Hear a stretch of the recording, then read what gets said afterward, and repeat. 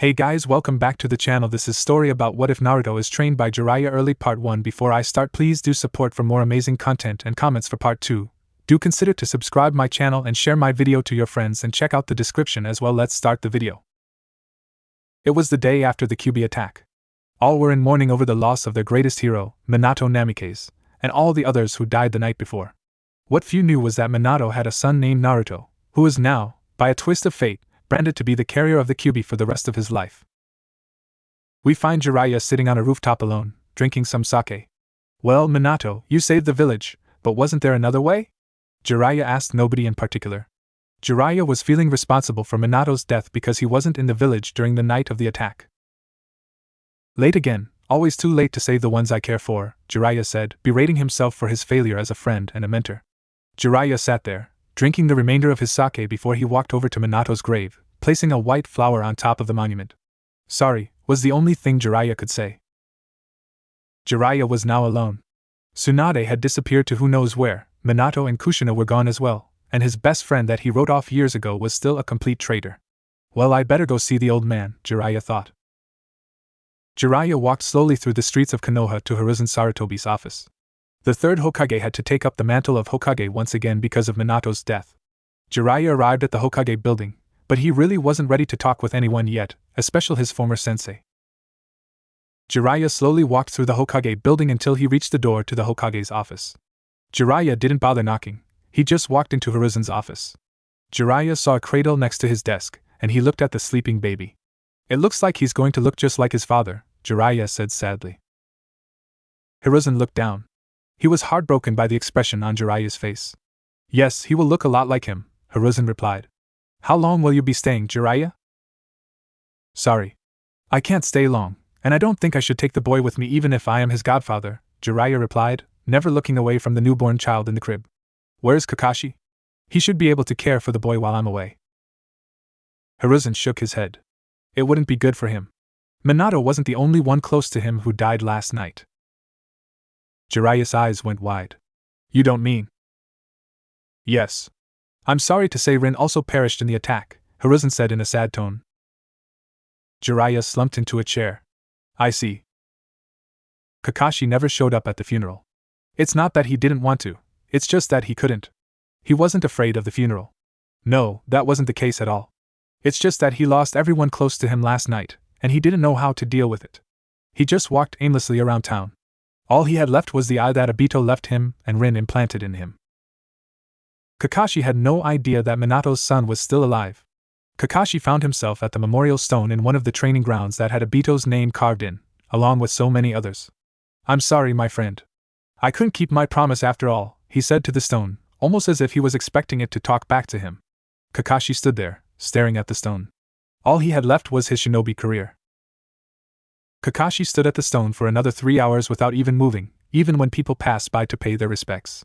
He never once looked away from the stone. Kakashi sighed. He needed a drink. Kakashi roamed the streets of Konoha until he found an almost empty bar near the edge of the village. He walked in to see Jiraiya had the same idea as he did. Kakashi sat down next to the Toad Sannin. Jiraiya looked at him, unsure of what to say. The two of them sat there, drinking in silence. Kakashi put down his drink. How do you deal with it? He asked. Jiraiya stopped drinking. When you find that out, please tell me, the Toad Sannin said in a broken tone. The two just sat there in complete silence again, until Jiraiya decided it was time for him to go. Kakashi looked at Jiraiya, who was now leaving the bar. So, when are you going to be back? He asked the Toad Sannin. Jiraiya stopped. I don't know, was all the Toad Sannin said before he left the bar. 10 years later. 10 years had passed since the day the Kyuubi attacked. The day was like any other for one Naruto Uzumaki, well, almost. It was his birthday, but he had no one to celebrate it with, as always. This day of the year, he hid, or at least tried to hide, from everyone. Naruto was in the clear from any beatings until the Kyuubi festival began. He didn't know why people tried to attack him on this day every year. He thought it might have something to do with his whisker-like birthmarks on his face. He didn't really know. A young Hyuga girl followed him around town. She had met him in the ninja academy, and was infatuated with him. He was always so confident, and nothing ever seemed to get him down, and that's what drew her toward him. Sadly, she was almost the exact opposite of that. Hinata smiled as she followed him around another corner. She clutched onto the present she was going to leave him later that day on his doorstep. She did the same thing every year since she had met him. Naruto always seemed to love the presents she left him, but she could never bring herself to tell him that she was the one to give them to him. She was saddened when she found out Naruto had no friends or family. At the front gates of the village, Jiraiya had finally returned to the village after 10 years of being away. Damn it! How could I forget today was the 10th of October? I should just come back tomorrow or something. Jiraiya was about to leave again, when he saw a duplicate of the fourth Hokage walking down the street. The boy was trying to ask a pink-haired girl out on a date. Jiraiya jumped onto the rooftops to watch the scene unfold. After 5 minutes of watching Naruto, he noticed a young indigo-haired girl following him. A Hyuga? He wondered, and then he saw the present in her hands. Well, it is the kid's birthday. I wonder how many friends he has? Jiraiya wondered. With Naruto. Ah, come on, Sakura-chan. I'm paying, Naruto said with a smile. Never! The pink-haired banshee screamed, as she hit Naruto over the head with her fist. The people standing in the streets smiled. They loved when the boy got beat up. Hinata frowned. She never understood why Sakura always hit him, or why the villagers seemed to hate him. Hinata sighed. Maybe she would at least talk to him this year or something. She hated how nervous she was around him. Jiraiya frowned when he saw what the pink-haired girl did. The boy only asked her out, and she hit him. That wasn't what upset him the most, though. It was the smirks the villagers had after she hit Naruto.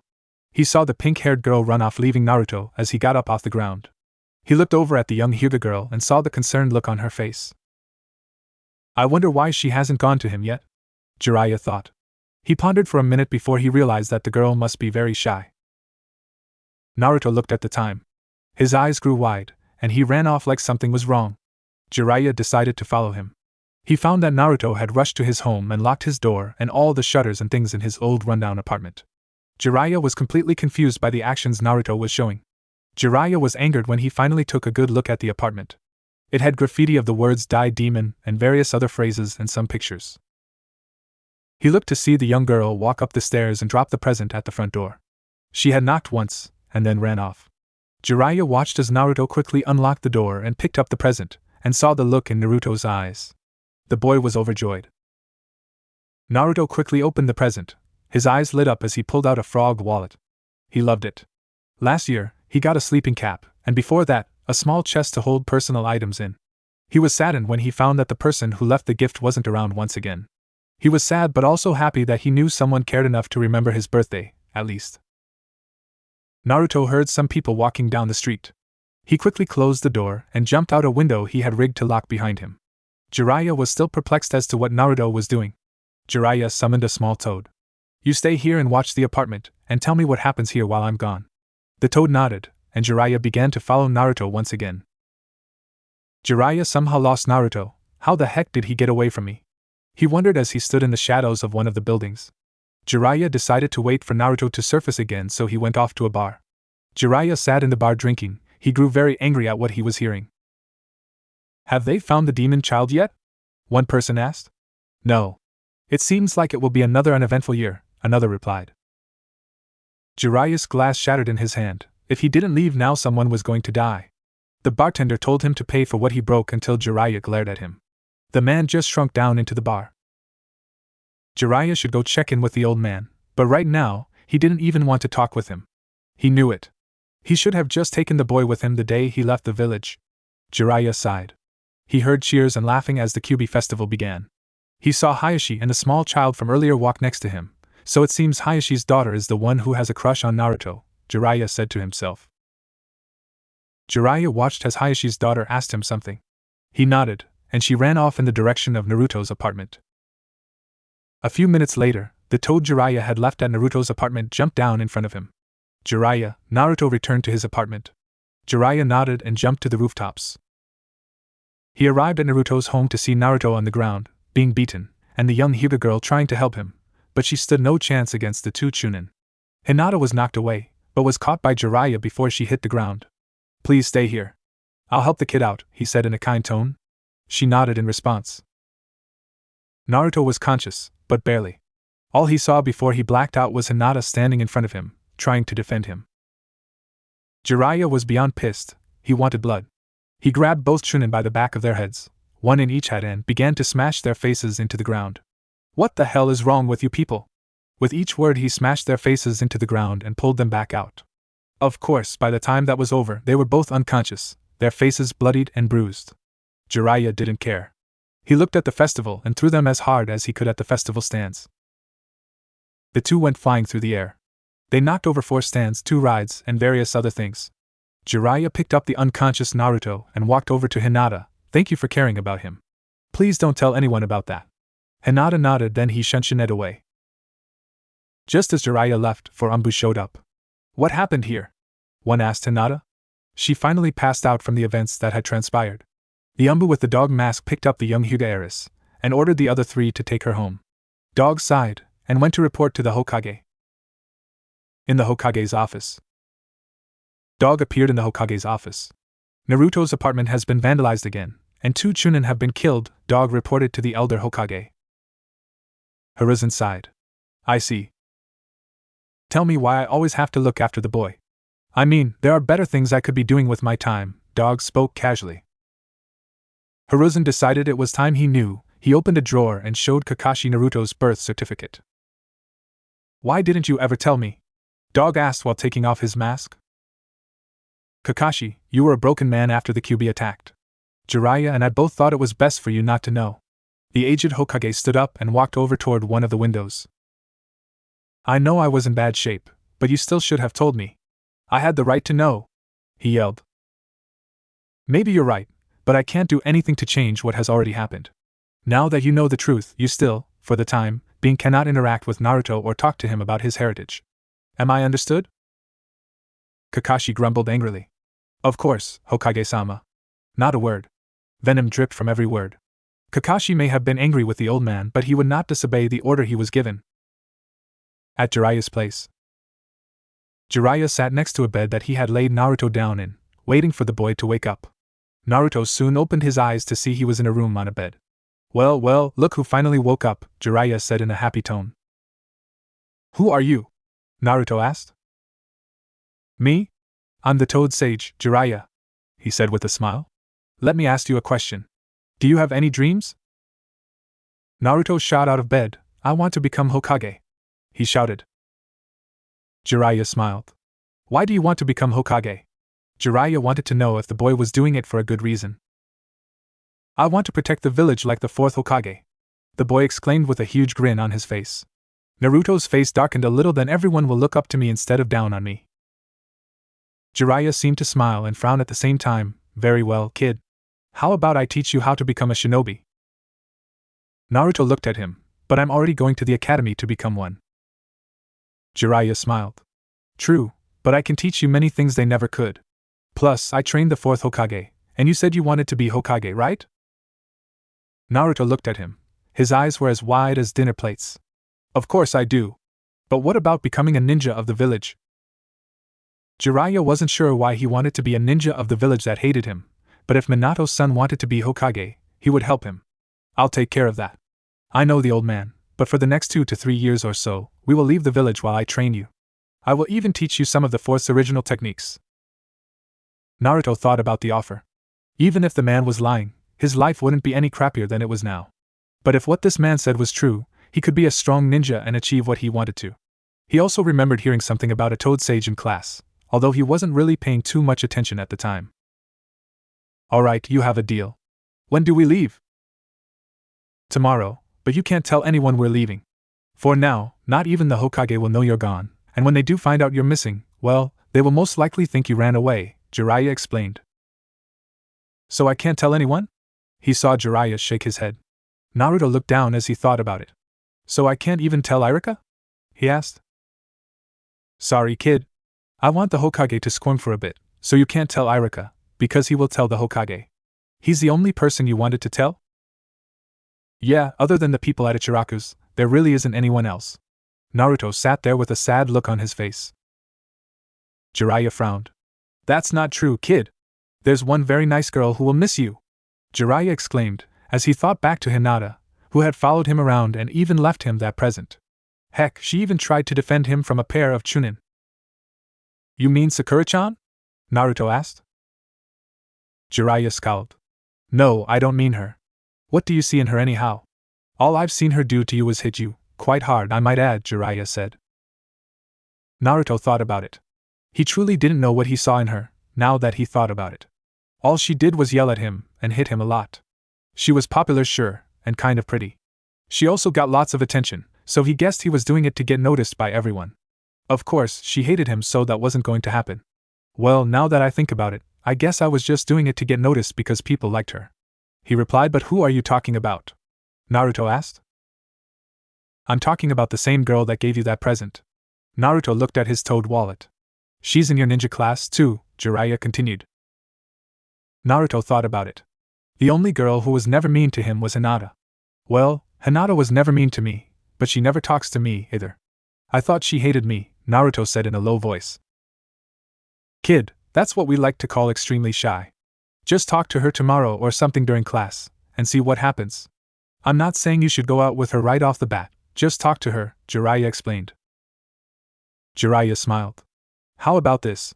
You can tell Hinata you will be leaving the village for 2 to 3 years, and see the reaction on her face.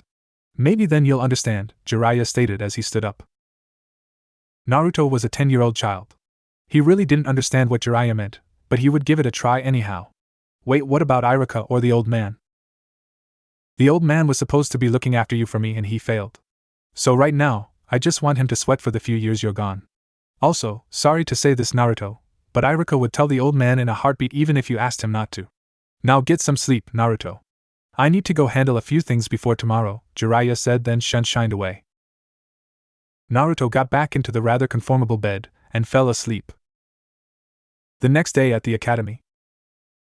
It was lunchtime at the academy, and Naruto had yet to talk with Hinata. Naruto finally decided to go over and talk to her. He closed his eyes, thinking about when he was attacked last night, and then his eyes shot open. Wait a minute! Hinata was there trying to help me, he said out loud, scaring some of the kids near him. Naruto walked over to Hinata, who looked extremely nervous. Hi, Hinata. Thanks for trying to help me out last night, Naruto said. He was nervous, but wasn't sure why.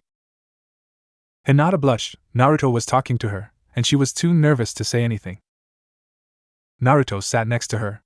I'm going to be leaving the village soon, Naruto whispered, and then saw the look on her face go from embarrassed to extremely worried. I guess she really does care, he thought to himself. It will only be for 2 to 3 years, so I'll be back to graduate from the academy. I'm going to go train with the Toad Sage, Jiraiya, he said with his trademark grin. Hinata had seen pictures of the man in a book once. So you're coming back then? Hinata asked. She was really sad that Naruto was going to be gone for so long. Yep, he replied. When I get back, would you like to grab a bite to eat sometime? Naruto asked. Hinata looked at him and smiled. SS sure. I'd love to, Naruto-kun. But you can't tell anyone I'm leaving. Promise you won't tell anyone, Naruto pleaded. Hinata agreed to not tell, and the two went back to class. The rest of the day went by quickly. Everyone was amazed that Naruto didn't talk to Sakura at all. He never even looked at her. Naruto arrived back at his apartment to find that all he had for personal items were gone, but he saw a note on his bed. Hey Naruto.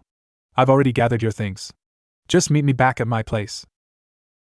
Naruto smiled. On his way home he looked up the man called Jiraiya and found he was telling the truth about himself. Naruto was excited he was going to be trained and even learn some of the fourth jutsu. He made sure he wasn't being followed as he made his way to Jiraiya's place. He knocked on Jiraiya's door, and it opened. Ah, good. You're here. We should just leave now, then, Jiraiya said with a smile. You were right about Hinata. She did seem to care, Naruto said, feeling stupid that he never noticed. Also, the fact that she had gotten him presents for years and he never got her anything didn't help. Jiraiya laughed. Don't feel bad, Naruto. I'm older. It's just easier for me to notice these kinds of things, Jiraiya said reassuringly. Now stand here next to me. Jiraiya did a few hand seals, and they both disappeared from the room and the village entirely. Off in Myoboku. Naruto and Jiraiya reappeared in Myoboku. Fukasaku, an elderly toad, greeted them. Welcome, Jiraiya and his young guests, to Myoboku, home of the Toad clan. Naruto freaked out. What? A talking toad? He exclaimed. Jiraiya laughed. He had forgotten to tell Naruto where they were going. Yep, talking toads, But this place is where we will live and train for the next few years, Naruto, Jiraiya stated as Gamakichi hopped over. Hey, who's the new guy? Gamakichi asked. Fukasaku looked at the young toad. This is Naruto Uzumaki. He is Jiraiya's new student. He will be staying here for the next 2 to 3 years, training, and may even be the successor to the toad contract, he explained to the young toad. Gamakichi smiled, satisfied with the answer, and hopped off to go play. Hey Naruto, why don't you look around? Fukasaku and I need to talk about a few things, Jiraiya stated. Naruto smiled and ran off to go look around. I'm going to be teaching him everything I can, Fukasaku. Yes, I understand that, Jiraiya, but why is he here? What happened? Fukasaku asked. Jiraiya began to explain what had happened in the village and to Naruto. The elder toad was furious, to say the least. You should have finished the job the fox started, Jiraiya, the old toad muttered angrily. Jiraiya nodded, agreeing with the old sage. Yeah, but the kid wants to be Hokage, and a ninja of the village still. I'm going to help him.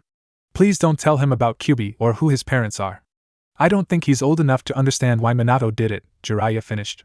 He wasn't happy about keeping something like from the boy, but he really didn't know how Naruto would react. Very well, Jiraiya. Train him as much as you can, but nothing too dangerous, Fukasaku said just as they saw Naruto coming back from looking around. So, did you have fun looking around? The elder toad asked. Yeah. It's great around here. So when can we start training? Naruto asked, wanting to start right now. Jiraiya laughed. Not today, Naruto. We'll start in the morning, I'll show you to your room, and then you can go play with Gamakichi for a while after. I'll start writing your training schedule down, Jiraiya said with a smile on his face. 2 days later in the Ninja Academy, Iruka was watching all his students walk in to begin class. Naruto's not here again. Something must be wrong, he thought. Mizuki, take over for me. I have to go check something out, Mizuki nodded. Iruka left the classroom. He headed directly for Naruto's apartment. He arrived at Naruto's apartment. He walked up to the door and knocked on it, but no one answered. He checked the door knob, it was unlocked. That's strange, Iruka thought. Iruka walked into Naruto's apartment. He looked around to find all of Naruto's personal items and cloths missing. This isn't good. I have to go inform the Hokage of this, Iruka said in a panicked voice. Iruka ran across the rooftops as fast as he could so he could inform the Hokage of what he found. Iruka arrived at the Hokage tower. Instead of using a door, he decided to use the window. Hokage-sama, Naruto is missing, Iruka shouted. Calm down, Iruka. What makes you think he's missing? Hiruzen asked. I was just at his apartment. All his personal items were gone. All there was left was the furniture, Iruka explained in a worried voice. Hiruzen's eyes widened. Iruka called the council together. You have 5 minutes. Iruka bowed and left quickly to assemble the council. Dog, I need you to go search the village for any traces of Naruto, Hiruzen ordered. Dog appeared in the room and bowed. He left the room to do as he was ordered. The old Hokage got out of his seat and headed off to the council chamber. Just as Iruka was ordered, he assembled the council within 5 minutes. Iruka stood before the council and explained why he thought Naruto was missing. Dog appeared in the room with one of his dag summons named Pakin. The aged Hokage sighed. What did you find? He asked. I went to Naruto's apartment. Just as Iruka said. It seems all his personal items are gone. I called Pakin here to get his scent, but it doesn't lead anywhere outside of the village. It seems he's not in the village either, Dog finished. Everyone started to talk amongst themselves. One of the civilian council members stood up. We should send out Hunter Ninja right away. The other civilian council members agreed.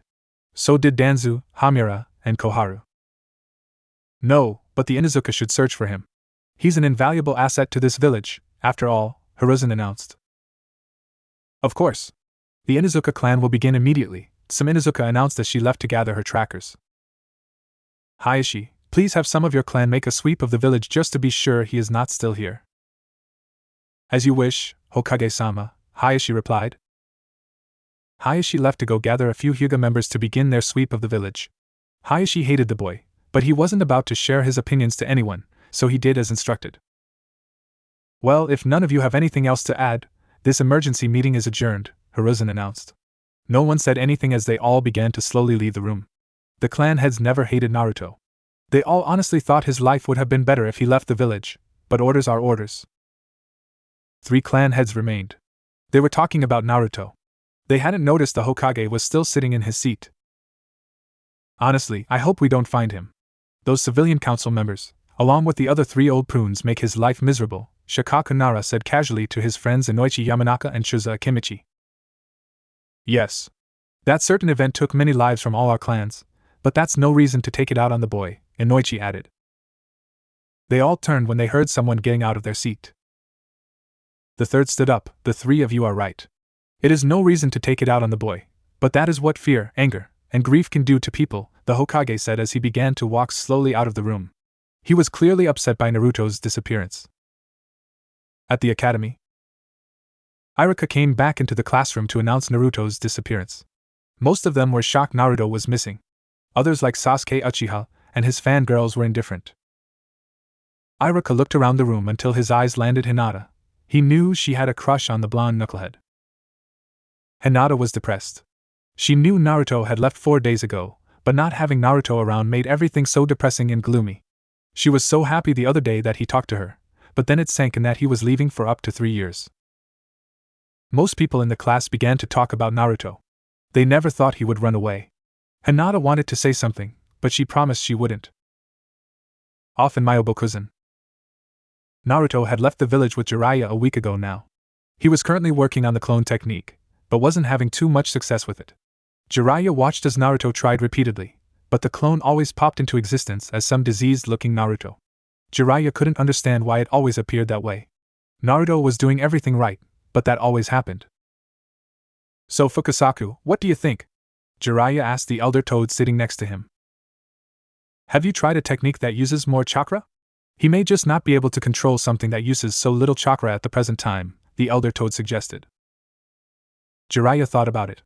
It didn't exactly make sense, but there wasn't any harm in trying. Jiraiya dug through his pack to see what other clone techniques he had. Shadow clones. If he can master this, it should help in his training, Jiraiya thought. Yo, Naruto! Come here for a sec. We're going to take a different approach. He yelled so Naruto could hear him. Naruto ran over to Jiraiya. A new jutsu! Naruto screamed. He was overjoyed. Yes. This is a more difficult jutsu than the normal clone jutsu. It's called Shadow Clone, Jiraiya explained.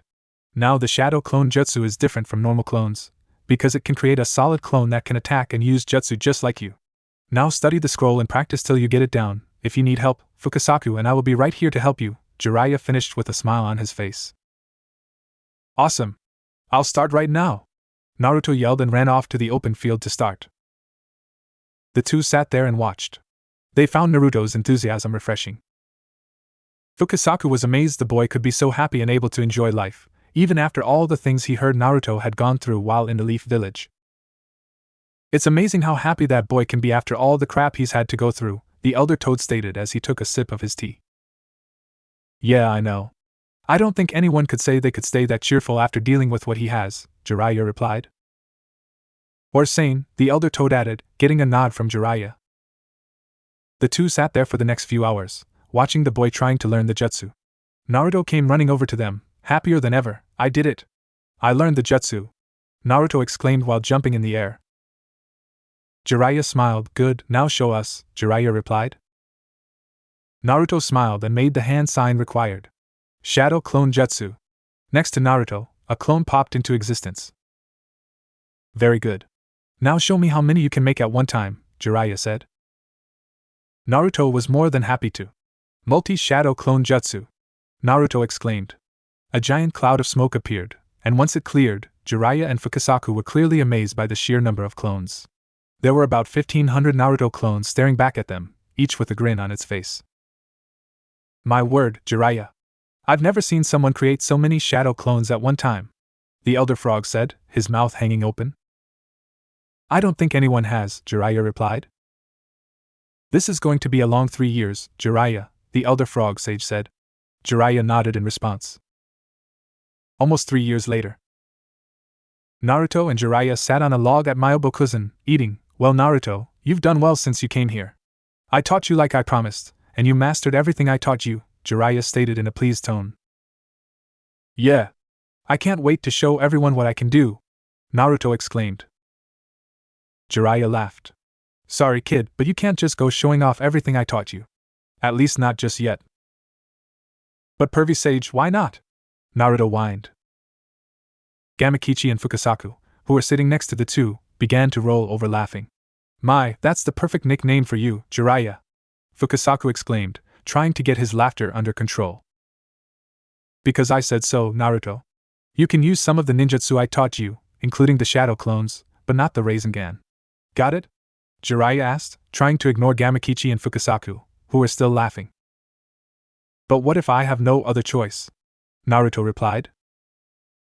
Well, if you find yourself in a situation where there's no other choice, I guess then, but other than then, not until I say so, Jiraiya said in a stern tone. Fine, Naruto replied. Naruto couldn't understand why Jiraiya didn't want him to show off what he had learned. Good. We'll be returning home within the week, since the academy has its graduation exams soon, Jiraiya stated. Naruto smiled. He was excited to be going back home, but the thought of becoming a ninja of the village wasn't the first thing on his mind when he thought about returning to the village. Back in the village, Hinata sighed. It had almost been 3 years now, since Naruto had left, and she was growing worried that he wouldn't come back. She looked up to see Kiba walking up to her, no doubt to ask her on a date once again. Hey, Hinata, want to go on a date sometime? Kiba asked. Sorry, Kiba. I like you, but as a friend, nothing more, Hinata replied in a sweet tone, trying not to hurt his feelings. Kiba sighed. Yeah, I know, but a guy can dream, can't he? Kiba chuckled. He knew she was going to say no again, but that never stopped him from trying. Class was finally over and Hinata walked to the Hyuga estate. She walked down the streets and alleyways of the village until she arrived at the Hyuga compound. Hinata never really liked this place. Most of the Hyuga main branch hated her for her kindness. They found it to be an unnecessary weakness. Hinata was depressed. She had been thrown aside by her father. He had given up on training her, in favor of her little sister, Hanabi. In Myoboku, Naruto was in his room, thinking about the Kyuubi. Jiraiya had told him a year ago about why the villagers hated him so much, but he had yet to actually talk with the so-called beast. I wonder how I could actually talk with the Kyuubi anyhow? Naruto thought. Just as Naruto finished that thought, he was dragged away from reality, and into his mind, where he appeared in front of a gigantic gate. Welcome to my humble abode, the giant fox bellowed. So, you're the fox that made my life hell? Naruto said to the giant fox. The giant fox laughed. That I am. Why is it you wish to speak with me? The giant fox asked. Well, since you're stuck inside me, I thought, why not talk to you? Naruto said as he sat down in front of the cage. Naruto had heard that the Kyuubi was a frightening demon, but he didn't seem all that bad. The giant fox found this boy intriguing. The boy meant what he said. There was no hint of a lie within his voice. It threw the fox for a loop. The Kyuubi laid down in his giant cage to be at eye level with the boy. So, you just wish to get to know me? Why is that? I made your life hell, yet you wish to get to know me? The fox asked, truly not understanding. Yeah. Is there something wrong with that? Naruto asked. No, nothing, the giant fox laughed. You're quite an interesting child, Naruto. I've met and killed many of your kind, but you are the first to make me rethink my view of humans as being nothing more than leeches upon this world. Take the people in your village, for instance. They should view you as a hero, yet they see you as nothing more than me in disguise. However, you still wish to protect them and become the Hokage of the village. The Kyuubi stopped his rant to rethink the last part. Well, I shouldn't make it sound as if everyone thinks that. There are a few who view you as the jailer and not me. Yet, they would never actually try and causally talk to me, like you are, the fox said. He was truly intrigued by this boy. The fox was beginning to like the boy who was his prison, even if he has only talked to the boy for a short time. So, Fox, why does this place look like some crappy sewer? Naruto asked. How should I know? It's your mind, the fox chuckled humorously. Now it's time for you to go. I need time to think, the demon fox said as he pushed Naruto out of his mindscape and back into reality. That boy looks just like the man who sealed me. I wonder, the fox said to himself before closing his eyes and falling asleep. In the Hokage Tower, Hiruzen was busy looking through the genin that had a chance to make it through the final exams, but he was coming up one short for 3 full teams. He had a request in that Ino, Choji, and Shikamaru be put on one team, but that still left him with 5. He knew the council would be in an uproar if Sasuke, the last of the Uchiha, didn't have a full team. Well, I guess it will be Sasuke, Sakura, and Kiba as their tracker then, Hiruzen mumbled to himself. He was left with a dilemma.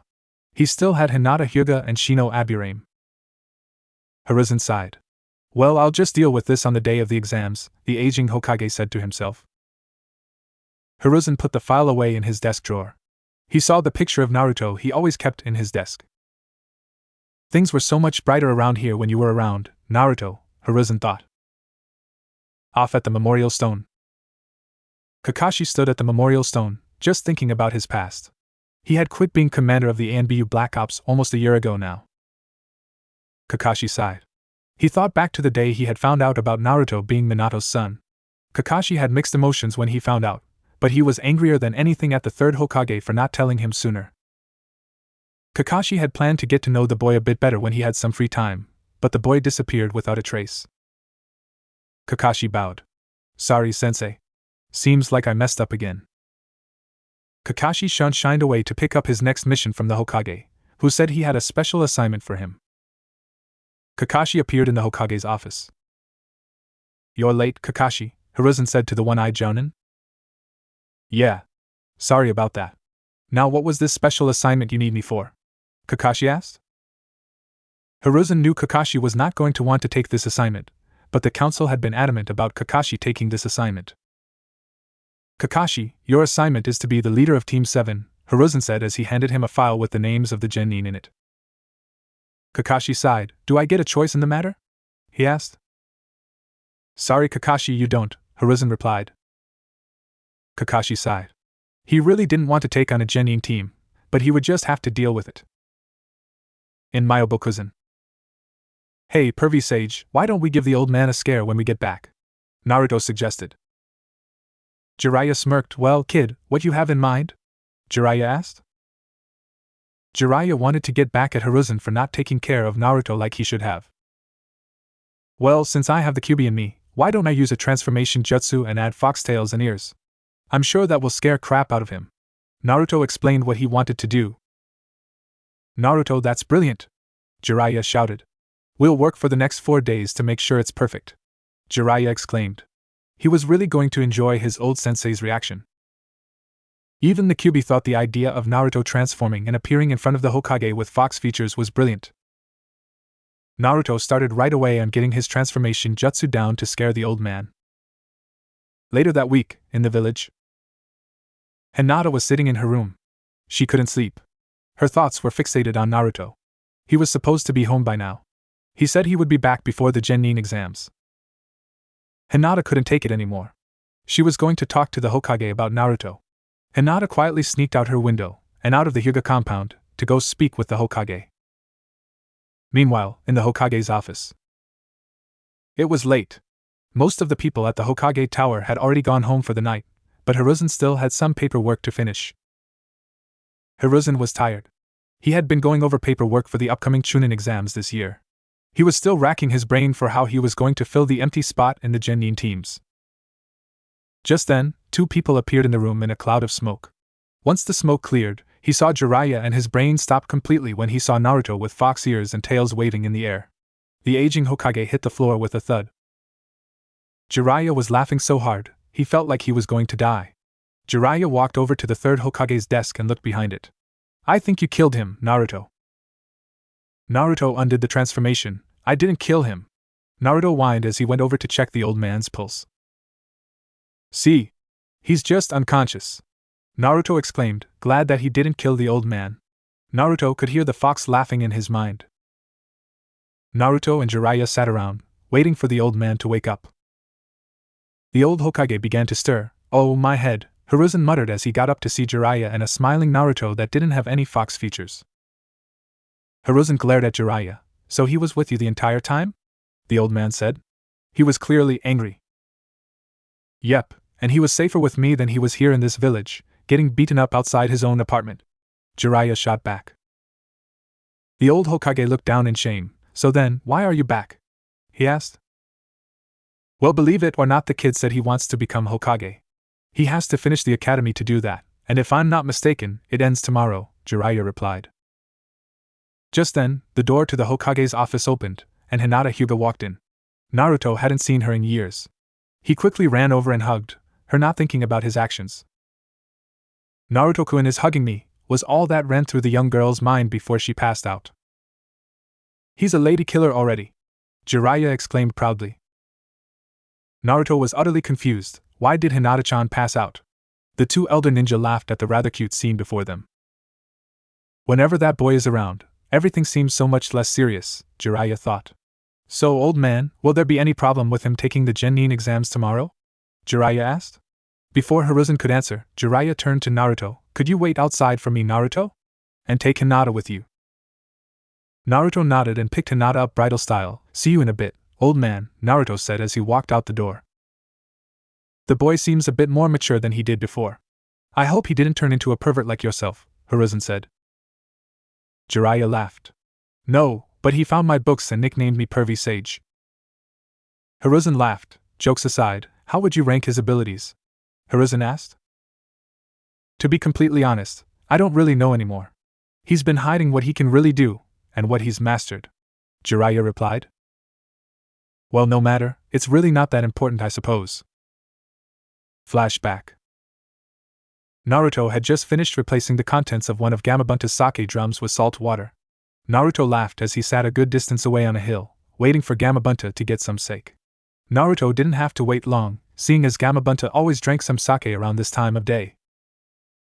Naruto began to count down, 5, 4, 3, 2. Naruto didn't get to finish as he heard Gamabunta yell. What the hell is this salt water? Naruto! Gamabunta roared. Naruto decided to make himself scarce for the next few days. Jiraiya had been watching this entire incident unfold. He couldn't help but laugh.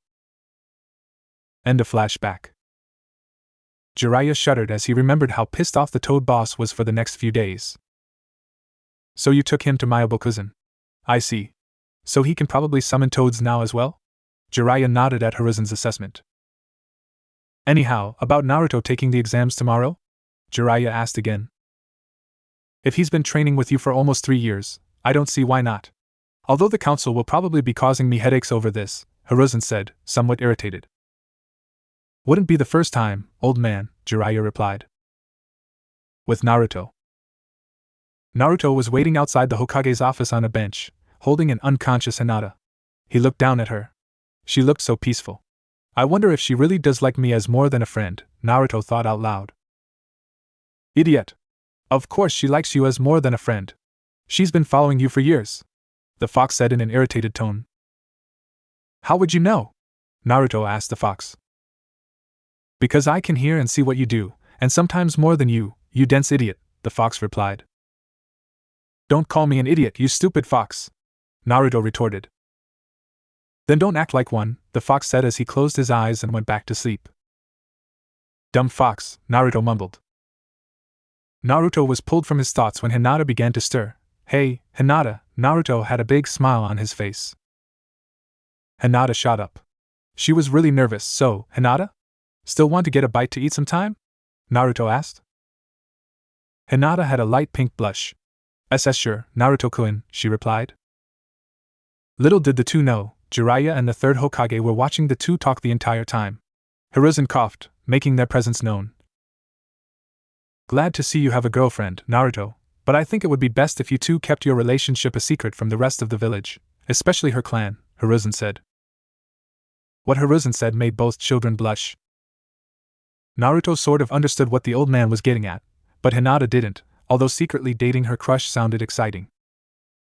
Well, Naruto, you're all set to take the Genin exam tomorrow, Jiraiya said. Naruto was very excited. He jumped in the air. Hinata smiled at his enthusiasm. Now, Hinata, you'd best be getting home. It's late, Hiruzen said to the young girl. I'll walk her home, Naruto offered. Hinata blushed. Naruto's going to walk me home? Hinata thought excitedly. By the way, Naruto, your apartment has been kept up with, so it's ready for you at any time. Naruto smiled at hearing he still had a place to live. All right. Later, old man, Naruto said before leaving the room with Hinata. Well, I think tomorrow is going to be rather interesting, don't you? Jiraiya said. Yes, I suppose it will, Hiruzen said with a scowl on his face. Why did you say those two had to keep their relationship a secret, old man? Jiraiya said, not completely understanding. Hinata's clan hates Naruto. So does her father, Hayashi. He can hide it from everyone else, but I can see the very subtle hints he gives. Hiruzen sighed. It's not Naruto I'm worried about, though, it's Hinata. I wouldn't put it past Hayashi and the clan elders to do something to her if they ever found out she was dating Naruto. You really think Hayashi would hurt his own daughter for something like that? Jiraiya asked. I'm afraid he's that type of man, yes, and until he does something, I cannot interfere in their clan business, Hiruzen replied. With Naruto and Hinata. Naruto and Hinata were walking down the streets of the village. It was late, so there was really no one out. While the two walked, Naruto told Hinata some of the stuff he did while in Myoboku. Hinata giggled when Naruto told her about his prank on Gamabunta, where he changed out his sake with salt water. Oh, and then me and Gamakichi hid all his sake. He got really angry at us for that, Naruto said. Hinata giggled some more. She really enjoyed hearing about Naruto's pranks. Hinata noticed they were coming into view of Hyuga compound. She turned around to Naruto. Thanks for walking me home, Naruto-kun, Hinata said. She kissed him on the cheek, and quickly ran off to her home before Naruto could say anything. Naruto blushed and rubbed his cheek. He smiled before turning around to head to his apartment. Naruto walked back to his apartment in silence. He couldn't get Hinata out of his mind. Naruto arrived at his apartment. Wow, the old man had the place cleaned up for me, Naruto said aloud. Naruto was amazed. He had never seen the place look so clean before. All the graffiti was gone. Naruto walked up to the door and opened it with his old key. The place was a little dusty, but that wasn't anything he couldn't fix. Naruto went to the back of his apartment to find his small garden was dead.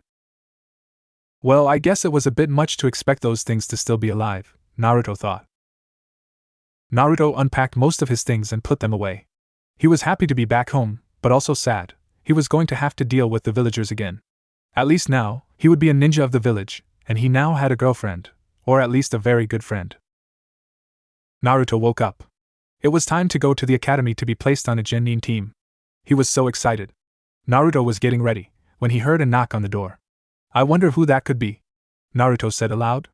Naruto opened the door to see Jiraiya standing there with the third Hokage. The third Hokage smiled. He had just finished the council meeting regarding Naruto's return to the village. Needless to say, some were less than pleased, but they decided to keep their traps shut for once. Flashback. Why have you called us here so early in the morning? One of the civilian council members asked. I've called the village council here today to tell you all that Naruto Uzumaki has returned to the village, Hiruzen announced. Everyone just stared at the third Hokage. They had sent out who knows how many teams to find and bring that boy back, and he just returns on his own without even being noticed. Danzo was the first to speak. I assume you will tell us where the boy has been for almost 3 years. Jiraiya made his presence known. The boy was with me.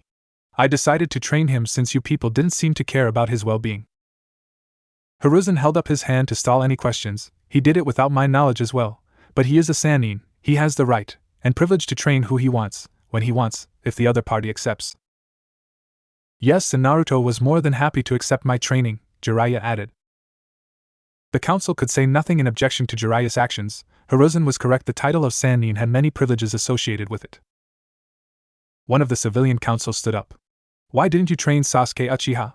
He must surely have more potential than that child, he asked, not wanting to anger any of the shinobi council with the demon brat comment. Heh, I doubt it, Jiraiya replied, blowing off the council member. Now that you know Naruto has returned to the village, and no one seems to wish to argue his return, we will adjourn. Unless you have something else to discuss while we're here? Hiruzen said as he looked around the room, but no one said anything. Hiruzen looked around to see many displeased looks. Even Hayashi had a displeased look, but only for a second before he went back to his normal expressionless face. End of flashback. Hiruzen was still surprised they didn't put up too much of a fuss when he announced Naruto had come back to the village, although he had conveniently forgot to tell them Naruto was going to be a ninja of the village. Jiraiya looked into Naruto's apartment. The furniture was not great, and it was a tad bit run down. He planned to fix that later. So, what brings you guys here? Naruto asked the third Hokage and Privy Sage. Well, we just got done with the council meeting and we decided to walk with you to the academy and to make sure there were no problems with you taking the genin exams, Jiraiya explained with a smile on his face. Oh, alright, cool. Let me just get my things, Naruto said in a happy tone as he ran off to get his things. Naruto came out 2 minutes later. He had changed from his sleeping clothes into a new orange jumpsuit. The three of them began to walk down the streets of Konoha. Jiraiya and Hiruzen both noticed the stares Naruto received.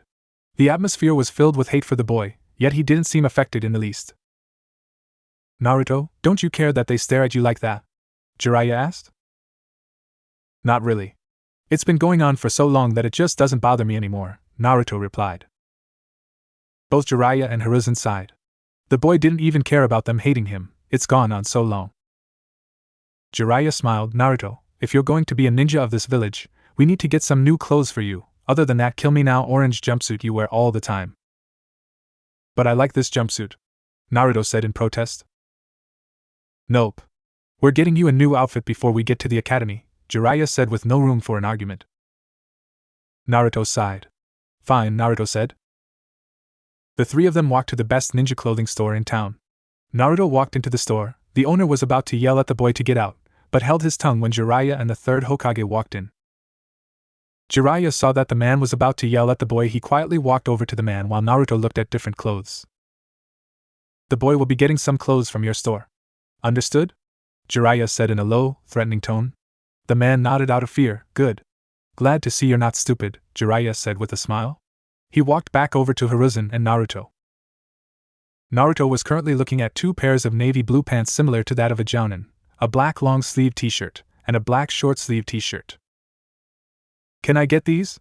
Naruto asked, handing him the pants and the 2 shirts. Jiraiya looked at the price. It was rather expensive, but as long as it got him out of the kill me now orange jumpsuit, the cost didn't matter. Sure. Anything else, Naruto? Jiraiya asked, while looking at the time. Yeah, I want a long-sleeve t-shirt just like this, but add a red whirlpool design on the back, kind of like the one on my jumpsuit, Naruto responded. Sure, I'll go talk to the owner and have it made, Jiraiya said while grabbing the clothes Naruto picked out so he could make the purchase. At least it gets him out of that jumpsuit, Jiraiya thought. Jiraiya explained to the man what he wanted made. The store owner didn't like it, but did as he was asked. He would have it done in an hour. All right. We might as well wait for the clothes. They'll be done in an hour, Jiraiya explained. Very well. The exams don't end till noon, Hiruzen said as he sat down on a bench.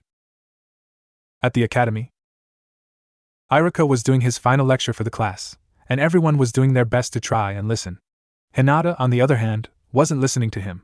She was off in her own little world at the moment. Everyone in class had seen her mood change from yesterday. They couldn't figure out what made her so happy compared to other days. Kiba had tried asking her, but she wouldn't say anything. Alright, class. We'll start finals.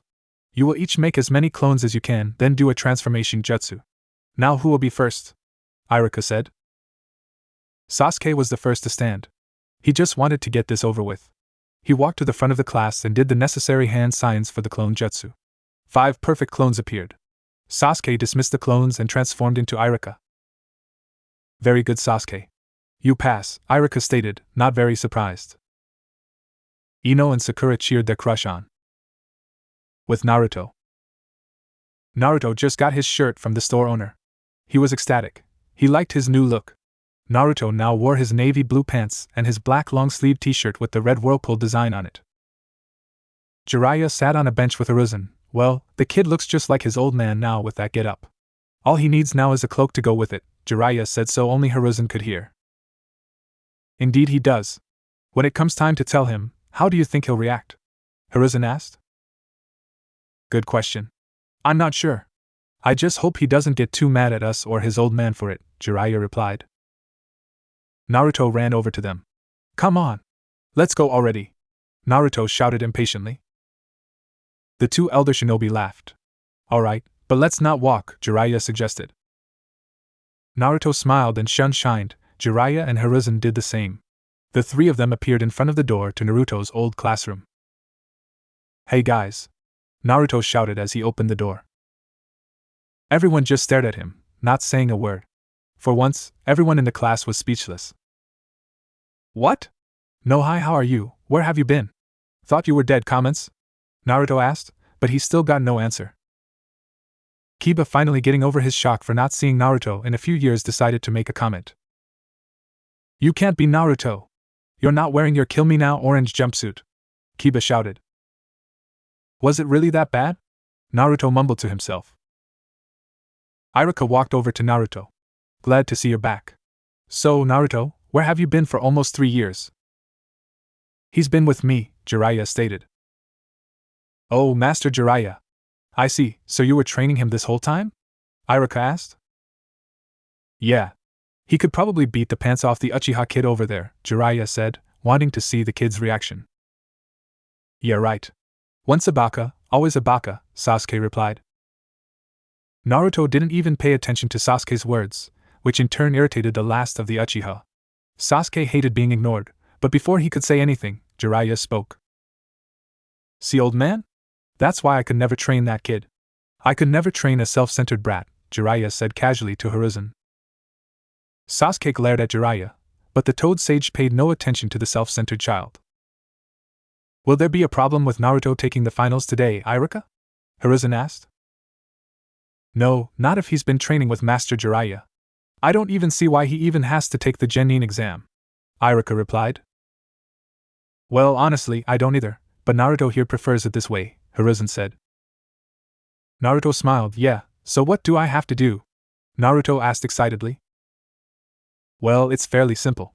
Just show me how many clones you can make and do a transformation jutsu, Iruka replied with a smile. Naruto smiled. Multi-shadow clone jutsu. A massive cloud of smoke filled the room. Unbeknownst to everyone, Naruto, in the middle of the smoke cloud, dropped a note in Hinata's lap. The smoke cleared, and Iruka and the rest of the class were baffled. There were Naruto clones filling every empty seat, along with the walls and ceiling. Shadow clones, Iruka thought. Hinata looked in her lap to see the note Naruto left her. She opened the note. Meet me at Training Ground 15 around 4 p.m. Hinata blushed and quickly put away the note before anyone noticed. Naruto dismissed the clones and was now ready to perform a transformation jutsu. Naruto transformed into the 4th Hokage. Iruka never realized just how much those two looked alike until just now. Well, Naruto, I have to say, you passed with flying colors, Iruka announced, tossing Naruto a headband. Hey, wait! Why does he get special treatment? Sasuke shouted.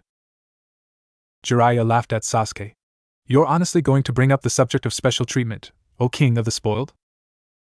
Almost everyone in the class laughed at Sasuke. They knew as well as he did that he got a lot of special treatment. Iruka coughed in his hand to grab everyone's attention. Now tomorrow, you will come to see what teams why Hiruzen cut off Iruka. Actually, Iruka, I have the team assignments right here, Hiruzen said, handing him the team assignment. Oh. I'll just do this now then. Team 7 is Sasuke Uchiha, Kiba Inuzuka, and Sakura Haruno. Your Jounin Sensei is Kakashi Hatake, Iruka announced. Sakura cheered while Kiba and Ino groaned, both for different, but obvious reasons. Team 8 is Hinata Hyuga, Shino Aburame, and Naruto Uzumaki. Your Jounin Sensei is Kurina Yuhi, Iruka announced. Naruto smiled, Shino nodded, and Hinata almost passed out from learning she would be on the same team with her crush. Team 10 is Shikamaru Nara, Choji Akimichi, and Ino Yamanaka. Your Jounin Sensei is Asuma Sarutobi, Iruka announced the final team. Why aren't we Team 9, Iruka Sensei? Ino asked. Oh, that's because Team 9 is still currently active, Iruka replied. Well, now that I have announced the teams, I'll go call your Jounin Sensei now instead of tomorrow. You all can go have lunch and use the time to get to know your teammates, Iruka said, dismissing the class. Well, Naruto, the old man and I will leave you to it. We have other things we have to get done today, Jiraiya said. Naruto nodded. Naruto walked over to Shino and Hinata, who had both moved to sit together. How about we get something to eat and talk, since we'll be on the same team and all? Naruto suggested. I would like that, Shino replied. Hinata blushed. Sure. That sounds good. How about ramen? I know a great place to get some, Naruto said, getting a nod from both of them. Great. Let's go, Naruto said, and the three of them walked out of the class. Ah, now things can get back to normal around here, Iruka thought as he watched Naruto leave with his teammates. Naruto, Hinata, and Shino were walking down the streets of the village to go to the place Naruto suggested. They saw that all the villagers they passed were glaring at Naruto with hate-filled eyes. The two of them didn't know why. Naruto, why do they look at you like that? Shino asked. Naruto shrugged. I'll tell you some other time, Naruto said as they continued to walk to the ramen stand. Shino decided to drop it for now, seeing as it was a touchy subject for Naruto. Naruto saw the ramen stand. It hadn't changed at all. He ran over to greet Ayame and Teuchi. He hadn't seen them in so long, plus his outfit was quite different from what it used to be. Naruto sat down and waited for Teuchi to come out. 1 minute, and I'll be right with you, he shouted from the back. No problem, old man, whenever you're done, Naruto called back. Teuchi's head shot out from behind the wall. Oh my, look! It's Naruto! It seems our best customer has returned. Teuchi exclaimed happily and came right out to greet the boy. Came out from the back. Hey Naruto! How have you been? Oh, and who are your friends? She asked. Naruto smiled. He was glad to see they haven't changed at all. I've been fine. I was just training, and these two are my new teammates, he responded to both questions. Ayame smiled. She was glad to see Naruto was back, and to see him bring some friends along was a bonus. The three of them sat down. Shino and Hinata each ordered a bowl of miso ramen, while Naruto ordered 5 of them. Teuchi laughed. He forgot how much Naruto ordered in one go. Teuchi quickly went to go cook the orders. Ayame stayed and talked with Naruto and his new teammates. So, Shino, you're part of the Aburame clan? Ayame asked. Shino nodded. Doesn't your clan use your own bodies as some sort of hive for the bugs? She asked. Yes, we do. We're a bug-using clan, so it's beneficial to keep a living hive of the bugs we use inside us at all times, Shino explained. Wow, that's cool! Naruto exclaimed. Ayame looked slightly grossed out by the fact he was a walking hive for bugs. I think it's interesting, and it does make a lot of sense to do that, but doesn't it hurt? Hinata wondered. Shino smiled, although you couldn't see it because of his coat. He was honestly glad his team didn't think he was weird for being a human bug hive. I'm not sure. I was put to sleep when the procedure was performed. I suppose it does sound like it would be painful, Shino explained. Just then, a man sat down on the stool next to Naruto. Why is this thing here? The man asked arrogantly. A frying pan flew across the stand, smashing into the man's face and knocking him onto the floor. The man got up and spit out 2 of his teeth. Teuchi came out from the back. If you don't leave right now, you'll lose more than just 2 teeth. Of that I can assure you, Teuchi said in an ominous tone, as he was sharpening a rather large knife. The man decided to leave without saying anything. He even left his 2 teeth. Thanks, old man, Naruto said after the man ran off. No problem, Naruto, anytime, Teuchi said as he went back to finish cooking. Sorry about that, but my dad gets like that when someone badmouths Naruto, Ayame said. Hinata and Shino were confused. Why did people treat him like a thing and not a person? They sat in silence. Naruto never said anything about what just happened, nor did he seem to want to talk about it just yet. Teuchi came out with the orders. Your orders are done. Naruto's face brightened up. All right. Ramen. I haven't had this since I left for my training with the pervy sage, he exclaimed. Teuchi placed the orders in front of them just as a woman walked in. Hinata, this is where you and your team are, the woman stated. Hinata looked around to see her friend and current sensei, Kurenai Yuhi, standing behind her. Kurenai sensei! Hinata exclaimed happily as she got up and gave her a hug. Naruto pushed one of his miso ramen aside. Well, sensei, you might as well eat with us, Naruto said without even turning around. Thank you, I think I will, Kurenai replied and sat down to the hot bowl of ramen. So, Naruto, I heard you went and trained with the Toad Sage Jiraiya, Kurenai said, trying to make some conversation with the boy. Pervy Sage? Yeah, I did, Naruto replied. Pervy Sage? Kurenai asked. Well, he may be a Sannin and a sage, but he is first and foremost a perv with no equal. That's why I call him Pervy Sage, Naruto explained, getting a laugh out of everyone. So did you like it? The training, that is, Kurenai asked. Yeah, I like being at Myoboku's and training with the toads, Naruto said as he finished the 3rd bowl of ramen. Kurenai-sensei, what are we going to do today? Hinata asked. Nothing today, Hinata. Tomorrow, though, I will give you your final test, Kurenai replied. What final test?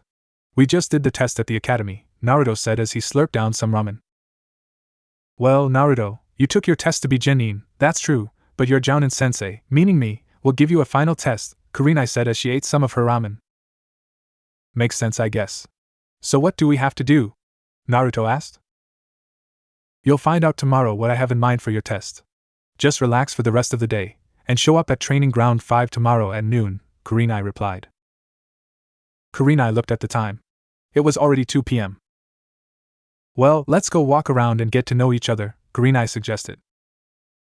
Naruto put down the money for the 7 bowls of ramen ordered. They all stood up and started to leave. Later, Tucci and I am.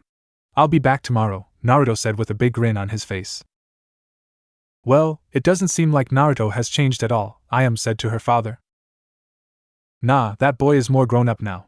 He tries not to show it, but he's matured a lot since we last saw him, Tucci said as he cleaned some dishes. With Kakashi. Kakashi was jumping across the rooftops.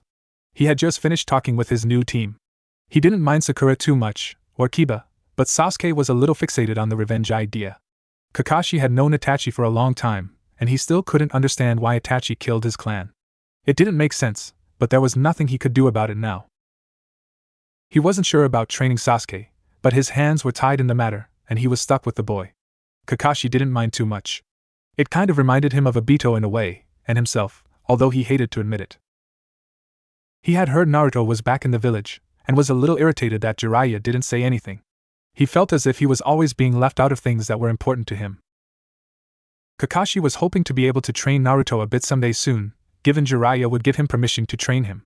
Kakashi stopped as he saw Naruto talking with his new teammates. The 4 of them seemed to get along pretty well. He looked around at the civilians who were glaring at Naruto. Kakashi wondered how Naruto could take everyone looking at him like that all the time. It would drive anyone else insane. Kakashi sighed. I'll just talk to Naruto later. He seems to be having a good time, Kakashi said to himself and went off to do some paperwork. With Naruto. Naruto had just bid his teammates farewell for today. He was planning on meeting Hinata at 4 p.m., but no one else knew that. Naruto smiled as he walked off to his apartment to go get ready. Even though he had an hour until he had to be there, he wanted to clean out his apartment, since he hadn't done that yet. Naruto had just arrived at his apartment. He was inside cleaning up, when Kyuubi spoke to him. Quite the interesting girl you chose as your mate, child, the Kyuubi stated. What do you mean, mate? Naruto asked, feeling rather confused. Mate, as in you will more than likely marry her, and have little kids with her one day, the Kyuubi said bluntly, causing Naruto to face fault. I wasn't thinking that far ahead, you perverted fox. But now that you bring it up, I doubt that could ever happen, Naruto said to the fox. He was a bit depressed. Because her clan, most of the council, and village would be against it. That just means that one day, you will have to make a choice. That choice will most likely be the hardest one you will ever make, or maybe even the easiest, but when it comes time, choose wisely, the fox stated in a somewhat ominous tone. What do you mean a choice? What kind of choice? Naruto asked. The fox didn't respond, choosing to remain silent. Naruto decided to just shrug off what the fox had said, and went back to what he was doing. Naruto looked at the time. It was 30 minutes until he had to meet Hinata at Training Ground 15. With Hinata. Hinata was sitting in her room. She had just walked by the dojo to see her father praising her younger sister for her hard work. Hinata, to say the least, was depressed. She wanted a shoulder to cry on, but crying and other shows of weak behavior weren't allowed. She looked up at the time. It was 20 minutes till 4. She pulled herself together and left out her window. As long as she was back by 8 p.m., no one in the house really seemed to care.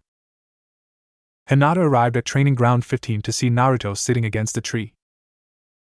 Naruto waved as he saw Hinata walking towards him. Hey, Hinata-chan, he said in a happy tone. Hinata smiled. His smile always seemed to brighten her day, even more so since he started talking to her. Hi Naruto-kun, she said as she walked up to Naruto. Sorry, I can't take you out to eat right now, Naruto said in a depressed tone. Hinata noticed Naruto had something behind his back. She tried to look but he turned as she did. Naruto-kun, what's behind your back? Hinata asked. Naruto pulled out a few different flowers from behind his back. The first one Hinata saw was a single white gardenia, which symbolized secret love. It described their new relationship. The next was a white rose, which symbolized purity and innocence. It described Hinata perfectly. She was a pure and innocent soul. The last flowers she saw were some purple lilacs. They symbolized first love. Pervy Sage said I should bring you some flowers, so I got a book on flowers to see which ones I should get, Naruto said nervously. He for once in his life was extremely nervous. Hinata smiled and took the flowers. She knew their meanings, and she walked up to Naruto and kissed him on the cheek. Thank you, Naruto-kun. I love them, Hinata said happily. Naruto blushed. He was glad she liked the flowers. They sat down underneath the tree. Hinata leaned against Naruto and sighed happily. She wouldn't mind staying like this for a while. In the Hokage Tower. Come on! Make out with the girl already! Jiraiya yelled into the crystal ball. Hiruzen walked into his office. Stop spying on the boy, Jiraiya. He's got enough problems without you spying on him, Hiruzen said as he took the crystal ball from Jiraiya. And you'd better not be using your godson and his new girlfriend as material for your next book. Jiraiya started to sweat. Why would I do something like that? He said innocently. Do you want me to list the reasons? What? Hoping to see a makeout session? Hiruzen asked. Well, I was kind of hoping, yeah, Jiraiya replied. Hiruzen sighed.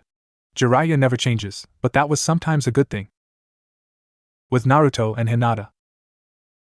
An hour had passed since Naruto and Hinata had met at Training Ground 15, and they were still sitting under the tree. Hinata had her arms wrapped around one of his, her head lay on his shoulder. She didn't want the day to end, but they both knew they would have to leave soon, before anyone came looking for them. Naruto stood up and held out his hand. Hinata blushed and accepted the gesture. Sorry, Hinata. I know it wasn't a great first date, Naruto said, a little depressed he couldn't take her out to eat. That's alright, Naruto-kun. I still had a nice time, Hinata replied sweetly. Next time we can have a picnic or something, Naruto suggested. I just haven't had time to buy anything since I got back. Hinata smiled. That would be wonderful, Naruto-kun. Hinata hugged Naruto, then ran off in the direction of her home. She was extremely happy. Naruto stood there for a short time before he took off in the direction of his apartment. Naruto was eating a late breakfast. He had a rather hard time sleeping last night. How can I take her out on a real date? Naruto sighed and went back to eating instant ramen. You surprise me. You can be extremely intelligent one minute, and extremely dim-witted the next, Kyuubi said. What do you mean? Naruto asked. He didn't feel like arguing with the fox. It was too early.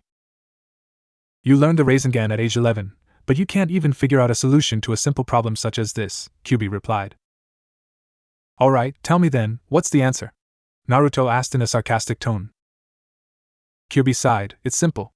Ask the toads, Kyuubi said as if it was the most obvious thing in the world. I'm still lost. How can they help me? Naruto asked, still oblivious to what Kyuubi was getting at. I suppose I'll have to spell it out for you. Ask the toads if you and Hinata could go to Myoboku to have your dates. They have taken a liking to you, and I don't think such a simple request will be rejected, Kyuubi said bluntly. That's a great idea, Fuzzball. I could kiss you!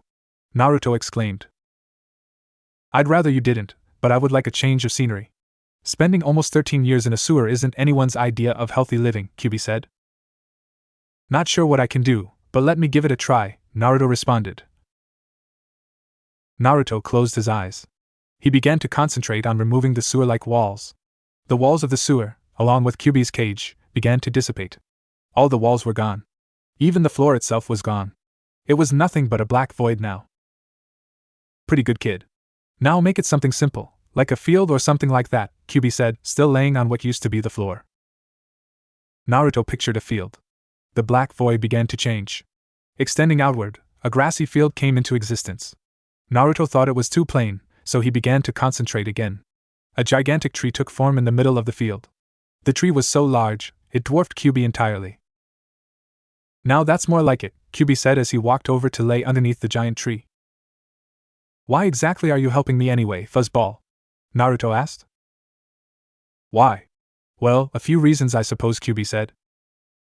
You going to tell me? Naruto asked. I suppose. First of all, I'm stuck with you. The fourth Hokage was no fool when he designed this seal. Second, you interest me, which isn't an easy thing to accomplish, I might add. So, to make your life just a bit easier and mine a bit more enjoyable in here, I've decided to help you every now and then, the fox said. Naruto sighed. Man, you're weird, fuzzball, Naruto mumbled. You used to wear a bright orange jumpsuit, and you're calling me weird? The fox shot back. Okay, you got me there, Naruto replied. Naruto looked at the time to see he only had 30 minutes to get to the training ground to meet his team. Naruto got out of his pajamas and into his normal clothes, and headed out to meet his team. At Training Ground 5. Hinata was sitting underneath a large tree, humming happily while waiting for her teammates. Hinata had spent last night pressing the flowers Naruto had given her. She was a bit tired, but ready to take whatever test Kurenai planned on giving her. Shino and Naruto walked up to Hinata. They were discussing the many uses Shino's bugs had. Naruto and Shino waved when they saw Hinata. She blushed a little and waved back. Naruto and Shino sat down underneath the tree with Hinata waiting for their sensei to arrive. So, what do you think Kurenai-sensei has in mind for our test? Hinata asked her teammates. Good question. I was trying to figure that out myself, Shino replied. Naruto shrugged. Don't know. Hope it isn't anything too boring though, Naruto said. The three young genin sat under the tree and talked about Shino's bugs and the abilities of the Hyuga bloodline. It was 15 minutes after noon when Kurenai Yuhi was seen walking up to the young genin. Ah, good to see you're all getting along, Kurenai said. Naruto jumped up. So what's our test? He asked excitedly. Kurenai smiled at his enthusiasm. You three will attempt to track me down and subdue me. You have 3 hours to try and complete your test, and your test starts now, Kurenai said, then disappeared in a puff of smoke. Well, since we have to find her before anything else, Hinata, would you search for her with your Byakugan? Shino asked. Hinata nodded. Byakugan! Hinata exclaimed, and she began to scan the area for her sensei. With Kakashi. Kakashi sighed. He just finished tying Kiba to the wooden post. Kakashi had explained to them the real purpose of his test and gave them one last chance to act like a team or be sent back to the academy. Of course, Kakashi was bluffing. He couldn't do that considering the Uchiha was part of the team. I wonder how well Naruto is doing with his team? Kakashi wondered as he walked away from Team 7 to give them time to consider their options. With Team 8. Team 8 was currently chasing Kurenai through the woods of Training Ground 5. They had been chasing her for almost an hour now. They almost had her once, but she escaped by using a simple genjutsu to fool them. Yo, Shino! Go off to the left. I'll head off to the right. Hinata keep tailing her, Shino and I are going to try and set up a trap, Naruto stated. Hinata nodded. Both Shino and Naruto went off in their respective directions. Seems like they split up. To try and head me off, perhaps? Kurenai thought as she was running through the treetops. Naruto smiled. Shadow Clone Jutsu. 20 Naruto clones popped into existence. The shadow clones dispersed immediately once the smoke cleared. They knew what to do. Shino, on his end, was dispersing his bugs in an attempt to drain Kurenai's chakra when the time was right. Hinata was keeping track of Kurenai's movements with her Byakugan, while Shino and Naruto were busy setting up on their end. 15 minutes went by before Shino and Naruto had finally gotten into the positions they wanted. The two waited in the shadows of the trees, waiting for Kurenai to get within range. Kurenai had no idea what Naruto and Shino had planned. She kept running while Hinata chased her. She was honestly having a lot of fun with this test. A shadow clone appeared behind Shino. Yo, Shino! She's coming. Get ready, the clone said, then disappeared in a puff of smoke. Shino prepared to spring his bugs into action once Naruto started his part. Kurenai was running out of wooded area to run in, so she decided to jump into the clearing up ahead. When she landed, 20 Naruto clones appeared from the forest and quickly surrounded her, while Shino's bugs were swarming up above her. Kurenai smiled. She never expected them to be quite this good. Their teamwork was very good, and that's what she was going for with this test of hers. Hinata popped out of the woods a few seconds after Naruto and Shino and put their plan into action. Hinata was tired. She didn't have the same amount of stamina Naruto or Shino had. She really needed to rest. Very good, all three of you. You've all done far better than I would expect from new genin. You've accomplished the main point of your test, Kurenai stated. Naruto was slightly confused. What do you mean? We didn't accomplish the last part of it, Naruto stated, getting a nod from Shino and Hinata. You were never expected to subdue a Jounin-level ninja when you're fresh out of the academy, Naruto. The main point of the test I gave you was to see how well you worked as a team. The three of you chased me for over an hour using Hinata's Byakugan to track me.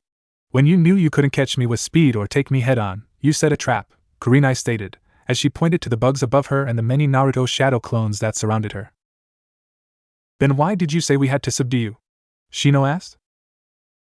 We are shinobi, Shino, we lie all the time. You must learn to look beyond deception in order to see what the truth is, Kurenai explained. Hinata sat down on the grass. She was tired. Do we pass? Hinata asked. With flying colors, Hinata, Kurenai replied. Naruto jumped in the air, making victory signs with his fingers. Hinata smiled and Shino remained his silent self, but he was smiling under his coat. Naruto's enthusiasm was amusing to watch. With Kakashi. It was 2 p.m. now. Kakashi had just finished with his new team. They need a lot of work, Kakashi said with a long sigh. Down the street, Kakashi saw teammates talking with one another. Kakashi noticed Naruto was getting many glares. I wonder if they will ever see that boy as anything but a demon, Kakashi thought sadly. Kakashi was brought out of his thoughts when Kurenai walked over to talk to him. So, Kakashi-senpai, how's your team? Kurenai asked. Couldn't be better, he replied, not meaning it a bit. Kurenai sighed. Would you guys go ahead? I need to talk with Kakashi-senpai. The 3 young genin nodded and walked off in the direction of the ramen stand. I'm really not in the mood to talk about it, Kurenai, Kakashi stated. Oh, come on. I'll let you take me out to dinner, she said playfully, not expecting him to say yes. Kakashi thought about it. He hadn't go on a date since Rin died. Kurenai was around his age, and quite the looker. He had always wanted to ask her on a date, but was still too absorbed in the past to work up the nerve to ask her. Alright, it's a date then, Kakashi said. Kurenai was shocked. She never expected that answer. WW what? Alright, pick me up at 5, she replied, stuttering a little. I'm as bad as Hinata, she thought. Kurenai walked away, her blush turning a deeper shade of pink. She had always been attracted to him like so many other women, but no one had ever gotten a date with him other than Rin. With Team 8. They had just started to eat some ramen, when Hiruzen sat down next to Naruto. Hey old man. What do you need? Naruto asked as he slurped down some ramen. I was just coming to see how well your test went, Hiruzen replied as he ordered a bowl of miso ramen with pork. It went great, right guys? Naruto exclaimed. His teammates nodded in response. Good, glad to see you're getting along with your teammates, Hiruzen said in a very happy tone. Hiruzen turned to see Kurenai walking up to the stand. Ah, Kurenai, you look happier than usual. Kurenai smiled and bowed. Good afternoon, Hokage-sama. So how did the team do? Hiruzen asked. They were excellent. They passed with flying colors, Kurenai replied as she sat down next to Hokage. See, old man? Told you, Naruto stated as he ate some of the pork off a new bowl of ramen. Kurenai wasn't sure what to think. She had never heard anyone refer to the Hokage as old man before. Naruto, show the Hokage some respect, Kurenai said, scolding Naruto. Hiruzen waved it off. It's fine, Kurenai. Naruto has been calling me that for a long time now. Naruto had a huge grin on his face. On the other side of the street, there was a small figure in the alleyway grinning as well. The small figure got into position to get as much speed as possible when he left the shadows of the alleyway towards his target. He burst out of the alleyway. I've got you this time, old man, Konohamaru yelled. When Konohamaru got halfway there, he tripped over the long scarf he had around his neck. He tumbled in midair and hit Naruto, smashing his face into his ramen. Hinata couldn't help but giggle. Naruto slowly removed his face from his precious bowl of ramen and glared at the small boy, rubbing his head on the ground. What the hell is wrong with you? Naruto shouted as he picked Konohamaru off the ground by the collar of his shirt. Let go of me, stupid! Konohamaru yelled. Ebisu appeared in front of everyone. Unhand the honorable grandson. Naruto looked at him as if he was stupid. Honorable what? I don't care who he is, Naruto yelled as smacked Konohamaru upside the head. Ebisu was in pure shock, while Hiruzen laughed. The entire scene was rather comical. How dare you hit the third Hokage's grandson? Ebisu yelled. I don't care whose grandson he is. He messed up my ramen, Naruto replied, still a bit angry. Hiruzen chuckled. It was so much like Naruto to ignore the fact he had been hit, and was more concerned about his food. Hiruzen sighed as he saw his secretary coming close. He knew he had to get back to the office now. Sorry, Naruto. I have to go now. Work calls, Hiruzen said as he got up. Alright, old man. See ya around, Naruto replied. Hiruzen stopped and turned around towards Naruto. Still want to become Hokage, Naruto? He asked. Naruto grinned. Of course I do, he replied. Excellent, Hiruzen said with a smile, then began to walk to his office. Naruto grinned. Well guys, I'll see you tomorrow, Naruto said as he paid for his and his teammates' ramen. Alright, Shino replied. Bye Naruto-kun, Hinata squeaked out. Naruto waved and shined away from the ramen stand. Kurenai looked at the time. I have less than 2 hours to find an outfit, she thought in panic. I have some plans tonight. I'll see you two tomorrow at around 9 a.m. so we can get a mission from the Hokage, she said quickly and ran off. Odd, I've never seen Kurenai-sensei like that before, Hinata mumbled. Shino got off the stool and waved goodbye to Hinata, then made his way home. Hinata sighed. She wanted to talk with Naruto today. Nothing specific, just to at least talk with him. Hinata hopped off the stool and decided to go home. She didn't have anything else to do today. With Kakashi. Kakashi had just arrived back at his home. He went straight for the closet to see what kind of clothes he had. He had completely forgotten he had no dress clothes. All he had was ANBU and Jounin outfits. Damn, I guess I'll have to buy something decent to wear for when I go on my date with Kurenai, Kakashi said. He looked up at the time. He had less than 2 hours to get a decent outfit. With Kurenai. Kurenai was frantically searching her closet for an outfit. She had 4 outfits in her hands, and 8 more on her bed already. She couldn't decide on the outfit she wanted to wear. She had never dated anyone before, so she was stressing herself out about what to wear. I don't want anything too revealing, she thought as she put away 2 of the outfits. Kurenai spent the next 30 minutes looking at her outfits until she was down to 2 different outfits. One was a dark red strapless dress that stretched down to the middle of her thighs. It showed off a lot of her figure. The other outfit she was looking at was quite different. It was a pair of tight-fitting jeans with a red tank top. I think I'll just go with the dress, she thought, finally deciding on what to wear. With Hinata. Hinata had taken her time getting home. She had such a good time with her new team that going back to the Hyuga estate was the last thing she wanted to do. Hinata was now standing in front of the compound next to 2 branch members. Afternoon, Hinata-sama. I hope everything went well with your test, one of the guards said. Hinata smiled. Yes, it did. Thank you, she replied. The only people who were concerned with Hinata's well-being were the branch members, well, most of them at least. She was the only main house member that the branch really cared for, since she never used that curse seal on them, or ever berated them for any reason at all. Hinata sighed and walked past the guards. She was going straight to her room. Hinata walked through the halls of the Hyuga estate. She passed by her father and little sister Hanabi. Hinata's father didn't even bother looking, but her sister turned and smiled at her. Hinata was glad her little sister didn't turn into a small female version of her father. Hinata finally made it to her room. She walked in and sat down on her bed. When she sat down, she heard something that sounded like crumbling paper. She took off her sheets to find a note. It said 5 p.m., Hokage Monument. And that was all.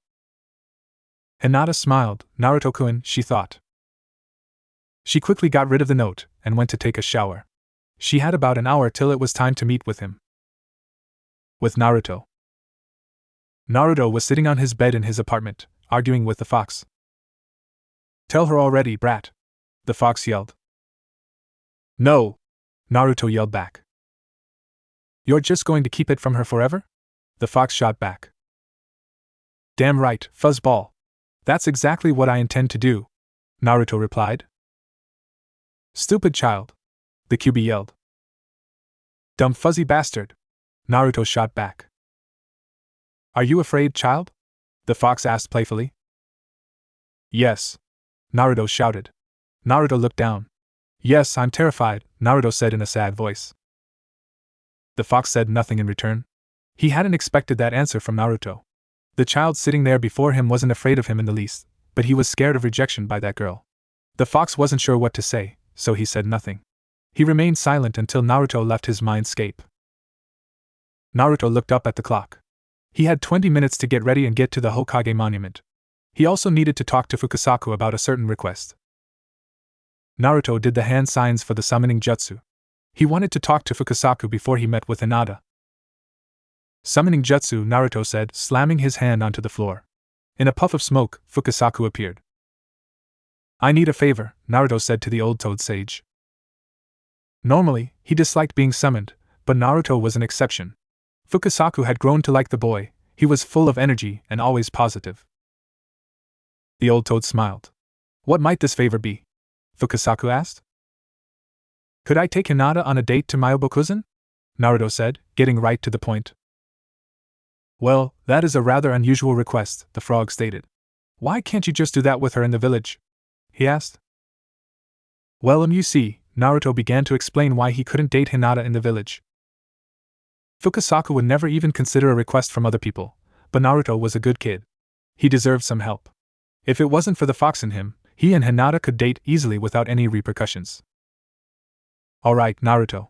I'll grant your request, we'll go over the specifics later, but I would like to meet this girl you always speak of, Fukasaku said to a very happy Naruto. Thanks. Naruto yelled as he grabbed Fukasaku in a death hug.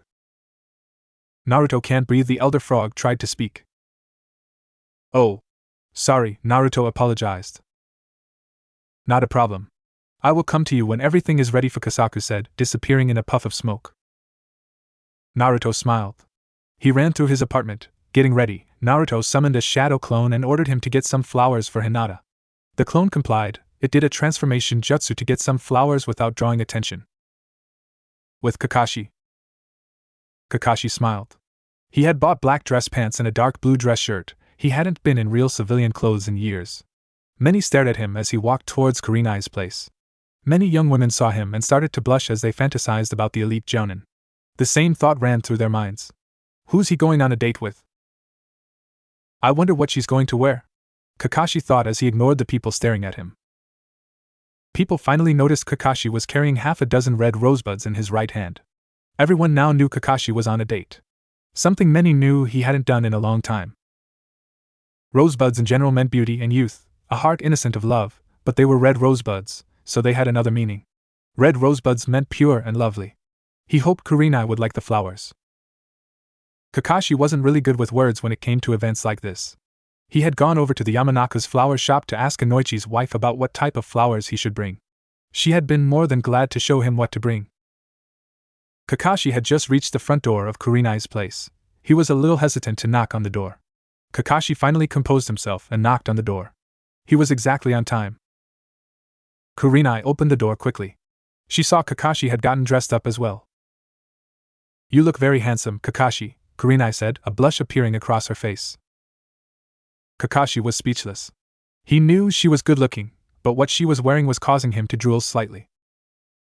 Kurenai saw that Kakashi was drooling through his mask and she blushed.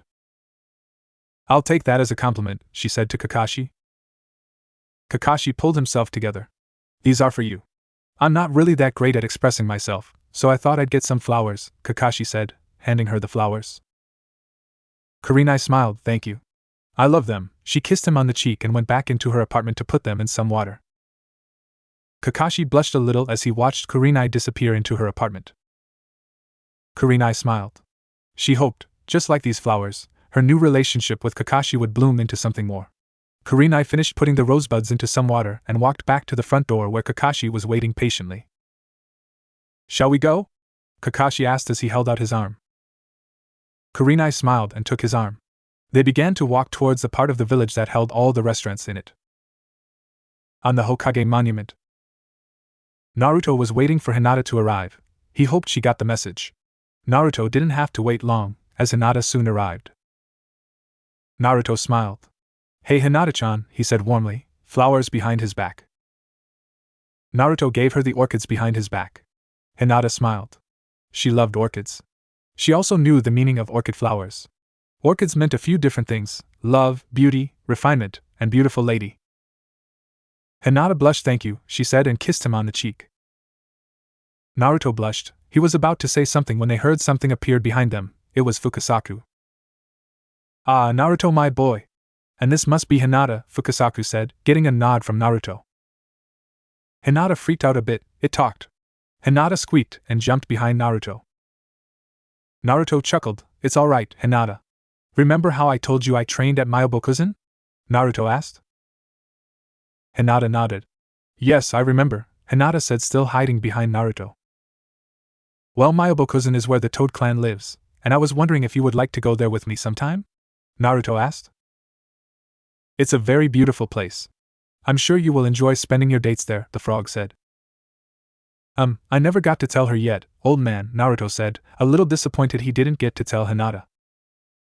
Oh well, she knows now, the old frog said with a chuckle. Naruto turned around. So what do you say? Would you want to? Naruto asked. Hinata smiled. Of course I would, she said, throwing her arms around Naruto. Fukasaku smiled. Very good. It will take some time for the scroll to be made for reverse summoning. I'll send Gamakichi when it's ready, Fukasaku explained. Thanks for everything, Naruto said to the old frog. Of course, Fukasaku said, then disappeared in a puff of smoke. Naruto and Hinata sat down on the Hokage monument to watch the sunset. Hinata was both nervous and excited about going to Myoboku. Neither her father nor her clan had ever been there before. With Kakashi and Kurenai. Kakashi and Kurenai just finished having dinner. If you asked either Kurenai or Kakashi, they would tell you it was great. During dinner, they talked about their likes and dislikes. They both enjoyed themselves very much. They had just left the restaurant and were walking down the road, not to any specific destination. So Kurenai? How's Team 8? Kakashi asked as he placed his arm around her waist. Kurenai blushed. They're great. They work together very well, and Naruto is far more powerful than he's letting on, she replied. That's good to hear, he said. What about you? How's your team? She asked. Kakashi grumbled a bit. Not so great. I have a fangirl, and the other two don't cooperate with each other, he replied. Oh, I see. Well, they'll get better eventually, Kurenai said, putting her head on his shoulder. Kakashi sighed. I can only hope, he said in a rather depressed tone. In a bar. Anko, Asuma, and Irika were going over some reports at a local bar. Anko glanced out the window of the bar when she thought she saw Kakashi in civilian dress clothes and Kurenai in a dress. Guys, look out the window, and tell me if what I'm seeing isn't an illusion, she said, poking the other two in the ribs rather hard. I'll be damned, Kakashi and Kurenai, Asuma said, grabbing everyone's attention. Irika smiled. About time he moved on with his life, Irika stated, getting a nod out of Anko and Asuma. Anko tried to get up, but Irika pulled her back into her seat. Sorry, you're not going anywhere. We have things to do, Irika said. Anko smiled. Is that an invitation of sorts, Irika? She said seductively. Irika choked on his drink a little and blushed. Anko laughed. She wouldn't mind getting to know Irika better someday. She found that rather large scar across his face sexy. Okay, you two, you can get a room late. We need to finish these reports first, Asuma said, grabbing both their attention. Irika and Anko blushed and got back to work. With Kakashi and Kurenai. Kakashi and Kurenai somehow ended up in front of her house, even though they walked randomly down streets and alleyways talking. Kurenai turned. Thank you for the wonderful time, Kakashi. Kurenai pulled down his mask and kissed him on the lips. Kakashi wrapped his arms around her, pulling her in closer. Their kiss lasted for over a minute before Kurenai pulled away. Kurenai was blushing furiously. How long have you wanted to do that? Kurenai asked.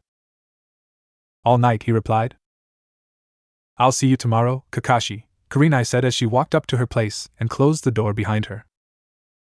Kurenai walked through her apartment. Her eyes fell upon the rose buds that she put in water a few hours ago. They were now half open. On the Hokage monument. Night had fallen, and Hinata had fallen asleep against Naruto on the Hokage monument. He smiled warmly at her. I suppose I better get her back home, he thought. Naruto picked Hinata up gently and made his way to the Hyuga compound. Naruto jumped through the rooftops of the village. Lucky it was nighttime. No one saw him. He arrived near the Hyuga compound within minutes. There isn't any more security than during the day, it seems. I guess they don't get too many intruders, he thought. Naruto saw an opening in the guard and made a quick run to Hinata's room. Naruto closed the windows so the guards wouldn't see him with Hinata. He set her down on the bed and quickly placed the covers over her as he heard someone coming down the hallway. Naruto kissed her on the forehead. Good night, "Hinata-chan," Naruto said warmly and shined away. Naruto was excited he was going to go on his first mission today. Naruto ran through the rooftops towards where he and his team were supposed to meet every day before taking missions. Naruto arrived at their meeting spot. It was a small bridge inside of the village. The bridge went over one of the few aqueducts that supplied the village with running water. "Ah, finally we get our first mission," Naruto exclaimed. Everyone chuckled at Naruto's enthusiasm. Even the most repetitive tasks would seem fun around Naruto with all his energy. "Well, Naruto, you seem happy to start missions," Kurenai stated. "Yeah, and you seem happier than yesterday. Go on a hot date or something?" Naruto shot back, causing Kurenai to blush. Naruto had just hit the nail on the head with that comment. Kurenai felt so embarrassed from Naruto's comment. "Why would you say that?" Kurenai asked, her blush a dark shade of pink now. "Well, Pervy Sage used to say that all the time," Naruto replied. "Oh, I see. Well, let's just get a mission then," Kurenai said, walking in the direction of the Hokage Tower. Naruto walked next to his two teammates behind Kurenai on their way to the Hokage Tower to receive a mission. When they arrived at the Hokage Tower, Kurenai went inside to get a mission while the three young genin waited outside. They saw Kurenai come out from the Hokage building carrying a scroll a few minutes later. The four of them took off to go complete the mission. 30 minutes later, they were coming back from the mission, and Naruto had paint on his clothes. "Was that really a ninja mission?" "It was more like something you train monkeys to do," Naruto stated. He was upset their mission was to paint a house. Kurenai sighed. "Sorry, Naruto, but these aren't the old days where genin didn't get useless D-rank missions," Kurenai said in a depressed tone. She was also a bit disappointed. "Well, when we get up to the Hokage building, I'm getting a C-ranked mission," Naruto yelled, as he ran off towards the Hokage building. "We better catch him before he causes a problem," Shino said in a slightly happier tone than usual while adjusting his glasses. Hinata and Kurenai smiled. In the few days Naruto had been around him, Shino talked far more than he ever had during the academy. They all ran after Naruto, to make sure he didn't cause a problem in the Hokage Tower. They all arrived to see Naruto staring at a very scratched-up Sasuke Uchiha. The three knew this wasn't going to end well, but they wanted to see what Naruto was going to say. "Sasuke, ever hear the saying, no means no?" Naruto asked, and then walked by not waiting for an answer. Kurenai and Kakashi couldn't help but laugh. The other genin were a bit confused by what Naruto had said.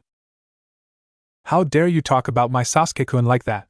Sakura said as she tried to punch the back of Naruto's head.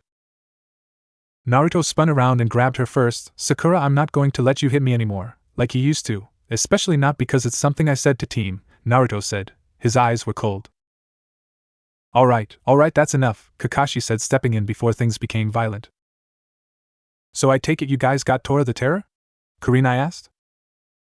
"Yeah, we did. Sasuke, as you can see, got scratched up by the cat," Kakashi replied with a slight blush. "Stupid cat, I can see why it ran away," Sasuke grumbled.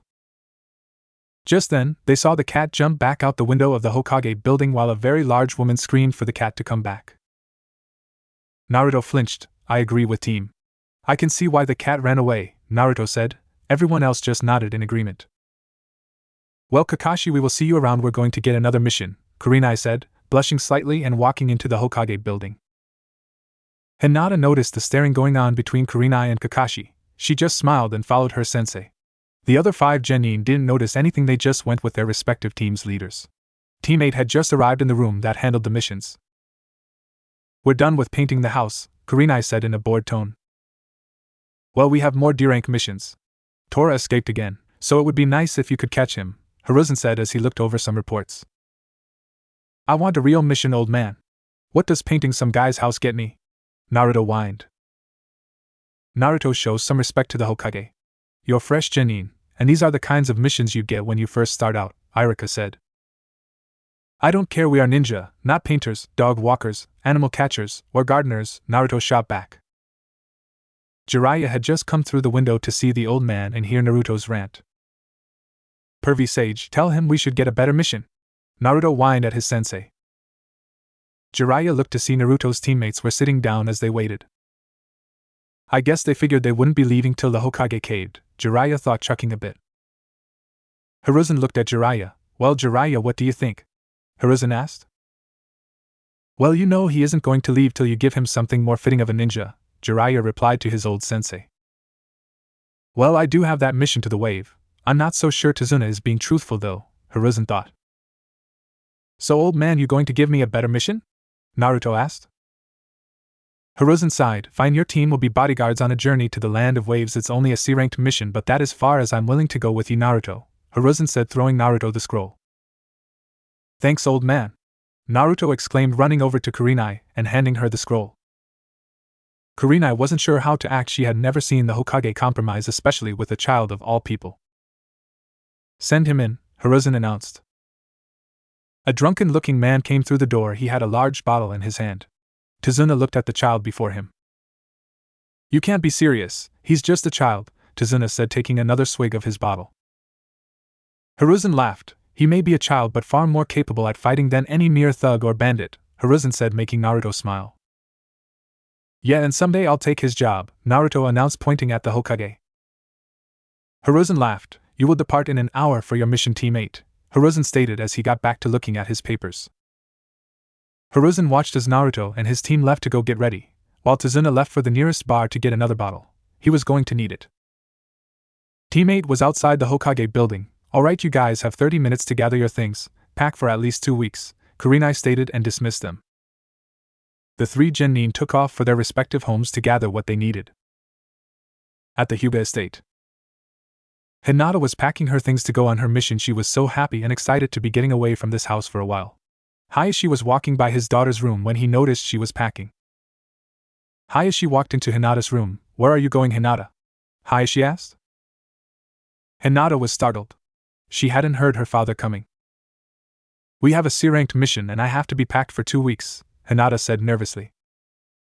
Interesting, normally a genin team doesn't get one on the first day. Very well, just do as you're told, Hayashi said. Oh, of course, father, Hinata replied, bowing to her father. Hayashi turned and walked out of Hinata's room. It was interesting to him, even Niji's team hadn't received a C-rank mission until their second week out of the academy. Hinata sighed. Couldn't he just say have a nice trip, or something like that? Hinata thought to herself. Hinata was a bit depressed that her father didn't seem too concerned about her. Hayashi was walking to his office. Maybe I'll have to talk to the Hokage as to why he's sending her team out so soon on a C-ranked mission, Hayashi thought as he turned a corner. At the front gate of Konoha, teammate had just arrived back at the front gate ready to leave. Hiruzen and Jiraiya were standing there to see them off. Oh, Naruto, I forgot to give this to you earlier, Jiraiya said, handing Naruto a letter. Kurenai noticed something on the letter. Isn't that the seal the nobles from the Land of Iron use? Kurenai asked. What is the Land of Iron? Shino asked. The Land of Iron is a small, but very powerful nation. Instead of having shinobi as its main military power, they have samurai, and are extremely skilled in the art of swordsmanship.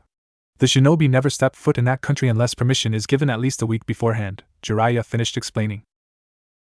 Yeah, me and Pervy Sage went there when I was about to turn 11, Naruto said as he reminisced about that time.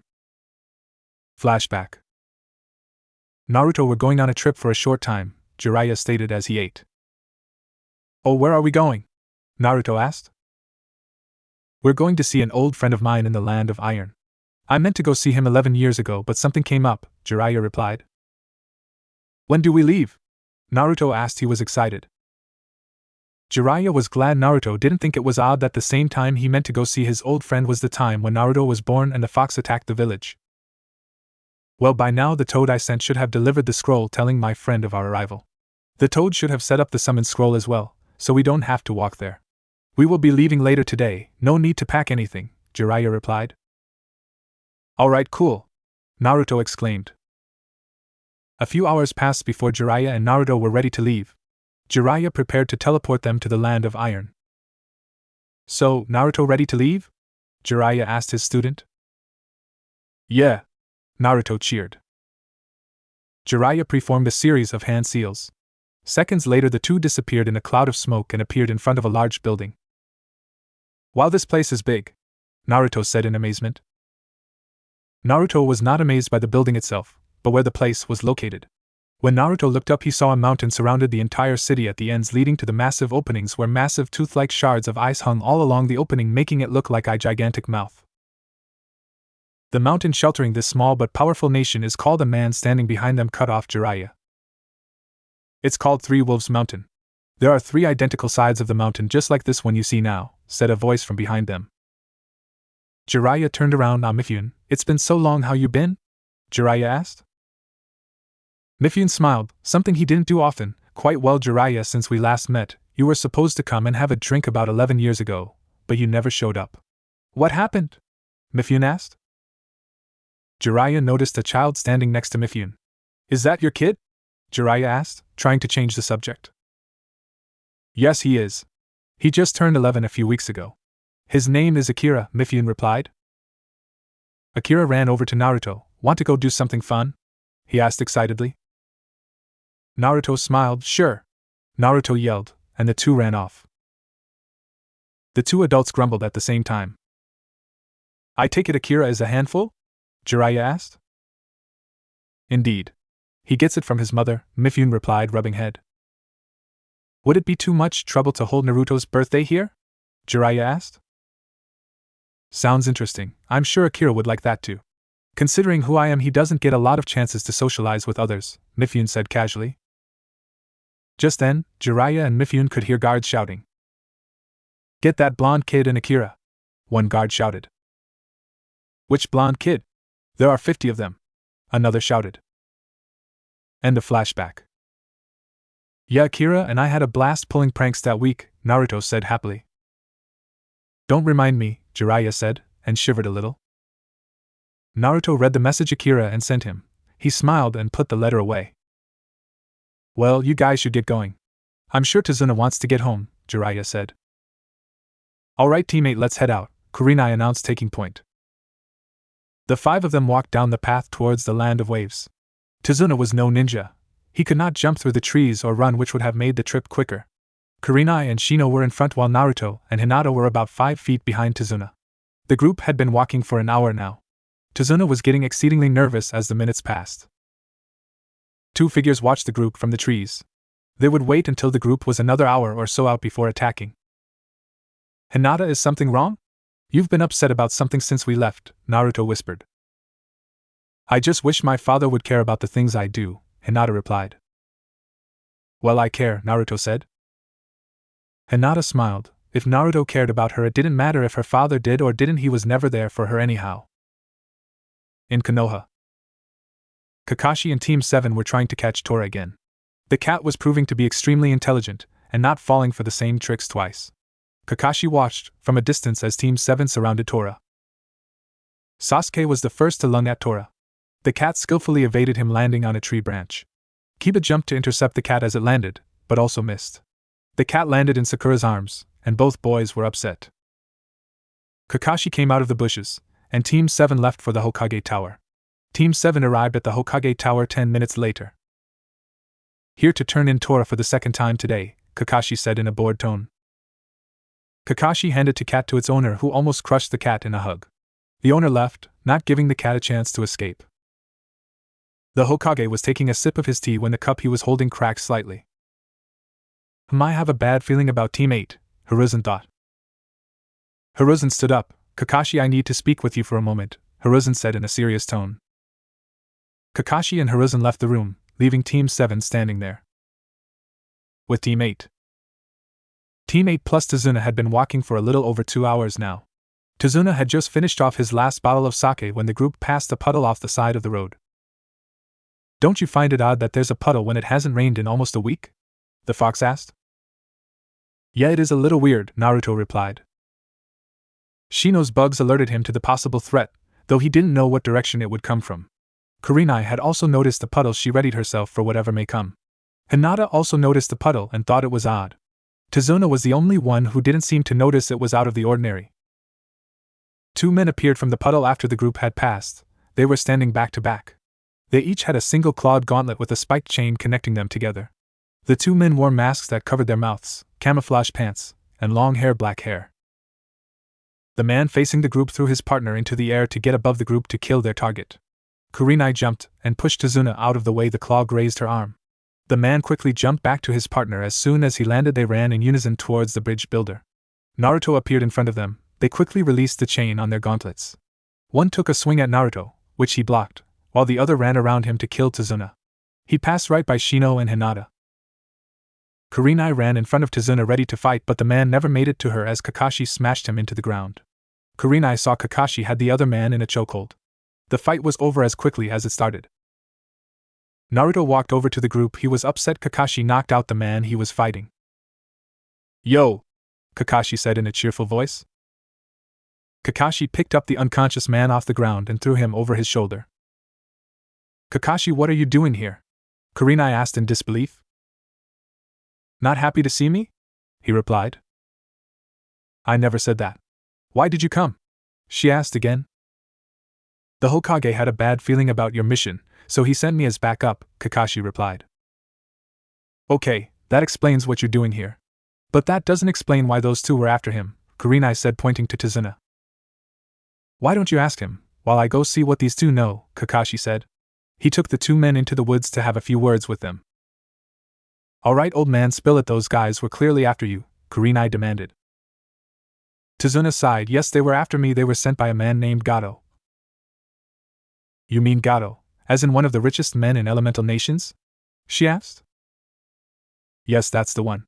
I'm building a bridge that will end his monopoly over my nation, and he wants me dead because of it," Tazuna stated. "That doesn't explain why you lied about what form of protection you needed," Kurenai replied. "My nation is very poor. Even the nobles have little money. This is all we could afford," Tazuna said, as he looked at the ground. "I think we should continue. I'd rather not give up on the second mission I ever got as a ninja," Naruto said, not caring that Tazuna lied. "We have Naruto's verdict. What about you two?" Kurenai asked. "I say we continue," Shino said. "Well, I think Naruto-kun is right. We should continue," Hinata said. "Well, Kakashi, should we?" Kurenai asked, as she saw him coming back out of the woods. Kakashi thought about it. Doing this mission would mean he could train Naruto in something while they were on this mission. However, he would have to inform the Hokage first so he could get a temporary sensei for his team. "Well, your team seems eager to continue, so why not?" Kakashi replied. "What did you find out from those two?" she asked. "Other than they were after Tazuna, not much," he replied.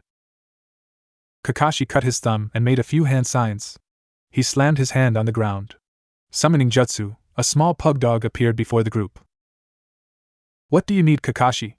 it asked. "Pack and I need you to inform the Hokage that I will be staying with Team 8 to complete the mission. Also tell him to find a temporary sensei for my Team 7. Ebisu should be good if available. Oh, and tell him to send someone to pick up these two," Kakashi said, dismissing the dog. Packen nodded and took off towards the village to deliver the message. "Alright, now that's taken care of, let's continue," Kakashi said, turning towards the group. "Old man, this is no longer a C-ranked mission. This could go from a B-ranked to A-ranked mission," Kurenai said. "I understand, and I'll be more than happy to pay for it when we recover financially after getting rid of Gateau," Tazuna replied. Team 8, Tazuna, and now Kakashi headed towards Wave Country. A pair of eyes behind a mask watched as the group left. He was waiting for them to get far enough away before making his presence known. The young man waited patiently for 10 minutes before appearing in front of the two defeated ninja. "Gozu, Meizu, it was rather sloppy of you to underestimate your opponent," the young man said in a sweet tone. "Haku, please don't tell Zabuza how badly we messed up," Gozu pleaded. Meizu just remained silent as he waited for Haku to cut the bindings. "You know I wouldn't. You guys are about the closest thing I have to a family," Haku replied. "Kind of sad when your only family is a bunch of missing ninja," Meizu said as he adjusted his gauntlet. Haku chuckled a little. "True, but I wouldn't have it any other way," he replied. The three of them left the area so they could report the failed attempt on Tazuna's life to Zabuza. With Zabuza. Zabuza was sitting in his chair thinking about how to proceed with his plans. Zabuza was a tall man, a little over 6 feet tall. He had combat wraps concealing the lower part of his face. He wore camouflage pants and a giant strap around his chest to hold the sword he wielded. "I know that fat pig is going to try and double-cross me soon. What to do?" he thought. Zabuza sat there in silence for a time until Gateau came into the room shouting. "Your men failed in their mission to kill that pathetic old man," Gateau yelled. Zabuza stood up and towered over the short little troll called Gateau. "Keep your voice down," Zabuza said, almost loping the short man's head off with his sword. "Are you trying to kill me?" Gateau yelled. Zabuza bent down to be eye level with Gateau. "It had crossed my mind," Zabuza replied in a dark tone. Gateau stumbled backwards and fell on the ground. Gateau quickly exited the room, cursing Zabuza's name under his breath. Zabuza sat back down. If he wanted to kill Tazuna, he could have done it before he even reached the Leaf Village to request aid. Zabuza sighed. He just wasn't the same bloodthirsty man he was back when he tried to take over the Mist Village. The time he had spent with Haku and the demon brothers after their escape had changed him more than he ever let on when around others. With Team 8. Several hours later, the group arrived at the edge of the water that leads to the wave country. They looked down the shore to see a small boat was waiting for them. The 6 of them got on the small boat and started the slow journey across the water into the land of waves. How long is this trip going to take? Naruto asked. At this speed, an hour or so, Kakashi answered. There was a thick fog covering their trek across the water. They sat in silence for 15 minutes before the bridge came into sight. My, that is quite some bridge, Kurenai remarked. Yeah, it's huge, Naruto exclaimed. Naruto-kun, not so loud, Hinata stated. Oh, sorry, he whispered. The boat passed beside of the bridge, revealing how truly massive the structure was. And I thought it was big before, Kakashi mumbled. The group discussed their plans the rest of the way to shore. Tazuna decided they would stay at his house. They arrived at shore, and quickly disembarking from the small boat. Thanks for getting us across, Tazuna said. Of course, just make sure you complete the bridge, the man replied. Tazuna smiled. They headed off to Tazuna's house. With Zabuza, Haku, Meizu, and Gozu were kneeling before Zabuza while they explained what happened. We failed in our attempt to kill Tazuna, Gozu stated. Zabuza sighed. Who is guarding the old man currently? He asked. There were 3 Genin and 2 Jounin. Kakashi Hatake of the Sharingan Eye and Kurenai Yuhi the Genjutsu mistress of Konoha, Haku said. Gozu, Meizu, go get cleaned up, Zabuza said in a harsh tone. The 2 bowed and left, not giving Zabuza the chance to change his mind. They thought they would be punished for their lack of ability. Haku, I want you to watch these ninja carefully. I want to know any weaknesses they might have, Zabuza ordered. As you wish, Zabuza-sama, Haku replied. With Team 8. They had finally arrived at Tazuna House. Kakashi, though it was odd they weren't attacked again on the way. He would have to keep a watchful eye for anything out of the ordinary. Tazuna opened the door to his house. He was greeted by his daughter Tsunami. Father, you're back, Tsunami said. She was obviously relieved he made it home unharmed. Yes, I'm home, Tazuna replied in a happy tone. Tsunami looked at the group who came in with her father. Thank you for putting up with my father. I know he can be a handful, she said. Always treating me like a child, Tazuna mumbled. You shouldn't act like one then, she replied. Who are they? A small boy asked. These people are here to help protect your grandfather Inari, Tsunami replied. They should leave, before they die, Inari replied angrily. He walked by them towards the stairs. You'll have to forgive Inari, a lot has happened since Gateau arrived, Tsunami said, looking at the ground. Naruto looked at the small boy as he walked up the stairs. Naruto couldn't help but wonder what happened to him. We have 2 extra rooms you can make use of, Tsunami said. Great, Kurenai replied.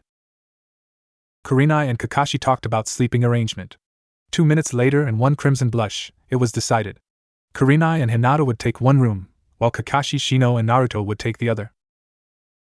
Kurenai-sensei, I'm going to look around town, Naruto said. Alright, but take Hinata with you, she replied. Naruto looked at her questioningly. Alright, come on Hinata, let's go, Naruto said. Hinata blushed and walked outside with Naruto. The 2 walked off in the direction of the town. Why did you make Hinata go with Naruto? Kakashi asked.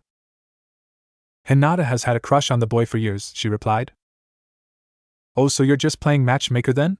Kakashi said. Naruto and Hinata were walking through the woods in silence.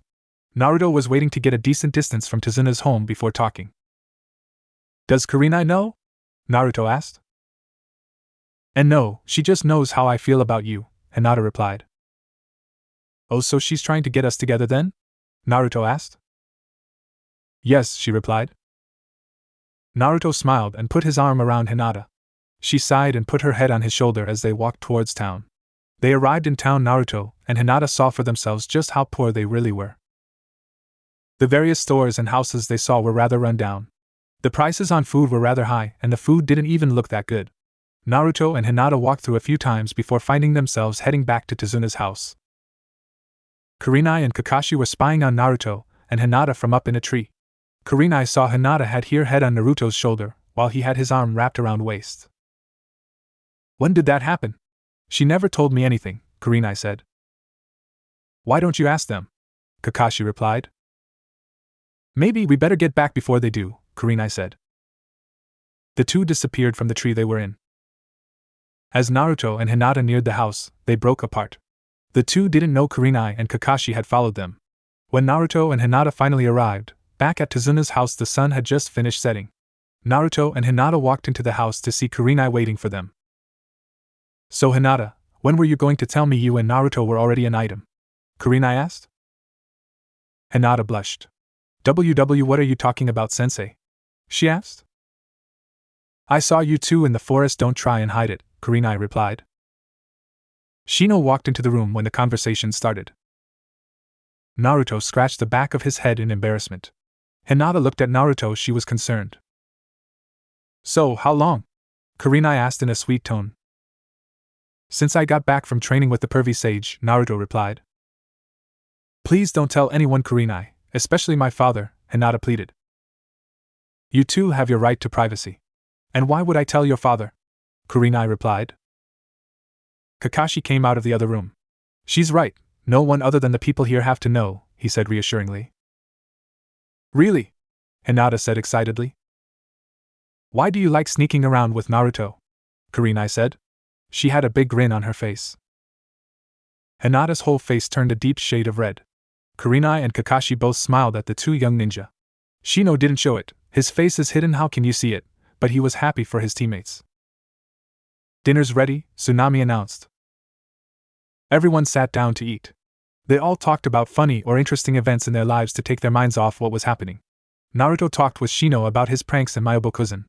Hinata discussed the art of pressing flowers with Tsunami. Kurenai and Kakashi discussed personal matter between themselves. Inari sat at the table brooding over how life sucked.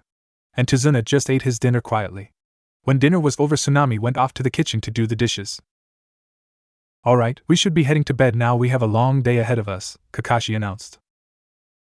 It was the next morning, everyone was eating breakfast. Well, everyone except Naruto, he wasn't in his room when everyone awoke. Kurenai and Kakashi knew he could take care of himself. They decided to let the boy be for now. Naruto was currently sitting on a rooftop in town. He was watching the families go about their morning business. They're as poor as can be, but happy, Naruto thought. Naruto used to watch families go about their daily lives before Jiraiya took him as an apprentice. Naruto wished he could have at least met his parents, even if it was once. Kakashi appeared behind Naruto. So this is where you've been all this time. Hinata is getting worried, Kakashi said. Oh sorry, let's go then, Naruto replied. Naruto and Kakashi disappeared in a puff of smoke. They appeared in front of Tazuna's house. The rest of Naruto's team had already left. Where are they? Naruto asked. They're currently working on tree climbing with Kurenai, Kakashi replied. I see. Are we going there? Naruto asked. No. Jiraiya asked me to train you in the use of swords. And I figured you already knew how to walk on trees and water, Kakashi explained. It's true, I know how to do those things. I've had some previous training with a sword back in the land of iron. But that was only for a few days, Naruto said. Excellent, then you at least know how to hold a sword, Kakashi responded. Kakashi pulled out 2 storage scrolls.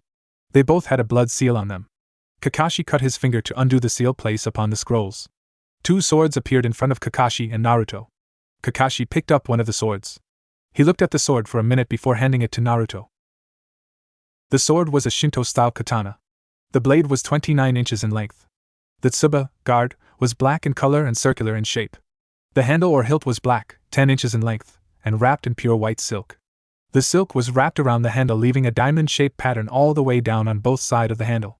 The sheath of the sword was the same color as the silk wrapped around the hilt. The sword was magnificent looking. I know they're going to yell at me for giving him this so early, Kakashi thought. Naruto looked at the sword, he couldn't take his eyes off of it. That sword is yours to keep, Naruto, Kakashi said. I can keep it? Naruto asked. Yes, think of it as an early birthday present, Kakashi replied. He strapped his own sword to his back. Kakashi's sword was the same, but everything on it was black. He used the sword while he was commander of the Umbu. Kakashi watched as Naruto tied the sword on his back. Kakashi would have to find out which position was best for Naruto to draw the sword. Kakashi looked over Naruto's size compared to the sword. Drawing the sword from the waist was out of the question until he was taller. This sword is awesome, Naruto exclaimed. Glad you like it, Kakashi said in an amused tone. Kakashi was glad the boy didn't ask who the previous owner of the sword was. He didn't think he could keep it from Naruto if he asked. The blade isn't made of ordinary metal, it's made from a type of metal that allows you to strengthen the blade with your elemental chakra, Kakashi said. Naruto gave Kakashi a thoroughly confused look. Kakashi saw Naruto didn't get what he was saying. Well, I'll just show you then, Kakashi said. He pushed chakra into the sword. The sword came to life with electricity. Awesome! Can show me how to do that now? Naruto asked excitedly. No, we can get to that part later. For now, we will work on your form, Kakashi said. Kakashi readied his sword and Naruto did the same. Naruto seemed a bit disappointed, but knowing how to use the sword came before the advanced parts of Kenjutsu. Off in the forest. Kurenai had just finished explaining to Shino and Hinata how to climb trees with chakra. She watched as the two genin were able to get a few feet up the tree, before losing their footing and jumping off the tree. I wonder what Kakashi wanted to teach Naruto. He was pretty insistent this morning on training him, Kurenai thought. Kurenai watched as Shino and Hinata made great progress in climbing the tree with only their feet. Once the two finished with this training, they could move on to water walking and some group training. Hinata walked up to Kurenai. Where is Naruto-kun? Hinata asked. Kurenai smiled at Hinata. He is with Kakashi at the moment, doing some form of training, Kurenai replied. Hinata looked at the ground. She was a little disappointed Naruto wasn't there with them. Kurenai, Hinata, and Shino suddenly heard a loud noise. It sounded like two metal objects clashing. They rushed over to where the noise was coming from. They were amazed at what they saw. Kakashi and Naruto were leaping through the trees at high speeds. The two of them were fighting with swords. So that's what Kakashi wanted to teach him, although that sword Naruto's carrying does look familiar, Kurenai thought. Kurenai looked down at Hinata who was standing next to her. Hinata smiled. She could probably watch Naruto practice all day. Kurenai smiled at her. She was like Hinata in some ways at that age when it came to boys. Shino walked up to Kurenai and Hinata. He can certainly keep up with Kakashi, Shino said, trying to spark a conversation for once. Yes, but I don't think Kakashi is trying his hardest right now, Kurenai said. Agreed, Shino replied. The two of them fought with swords for the next 2 hours before both calling it quits. Kakashi was tired, while Naruto was still full of energy, but he was hungry. Naruto and Kakashi walked up to Kurenai, Hinata, and Shino. Shino and Hinata had just completed the tree walking exercise. Tsunami came out of the forest with a basket. I brought you lunch, Tsunami said with a smile on her face. Awesome! Food! Naruto exclaimed. Hinata giggled at his enthusiasm. Calm down, Naruto-kun! She laughed. Naruto scratched the back of his head in embarrassment. The five of them sat down to eat. Once they had finished, Naruto wanted to go look around town again. Come on, guys! Let's go! Naruto exclaimed in the direction of his teammates. You three be careful. Gateau will be sending more men, Kurenai warned. Do you think they will be alright? Tsunami asked. Of course, they may not look it, but they are all able to take care of themselves, Kakashi replied. In Konoha, Hiruzen was sitting in his office. He had appointed Ebisu as temporary sensei to Team 7 yesterday. The aged Hokage hadn't expected Hayashi arranging an appointment with him today. Hiruzen wasn't sure what Hayashi wanted. He was more emotionless than Shino's father, Shiba. Hiruzen heard a knock on the door. Come in, Hiruzen said. It was Hayashi Hyuga, and he looked emotionless, as always. What is it you wanted to speak with me about, Hayashi? Hiruzen asked.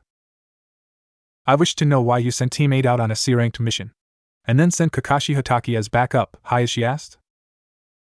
I sent your daughter's team out on a C-ranked mission because Naruto requested it, and his team had no objection to it, Hiruzen explained. Alright, that explains one thing. But why did you send Kakashi out? Hayashi asked. Hiruzen sighed. He had hoped he wouldn't have to explain that.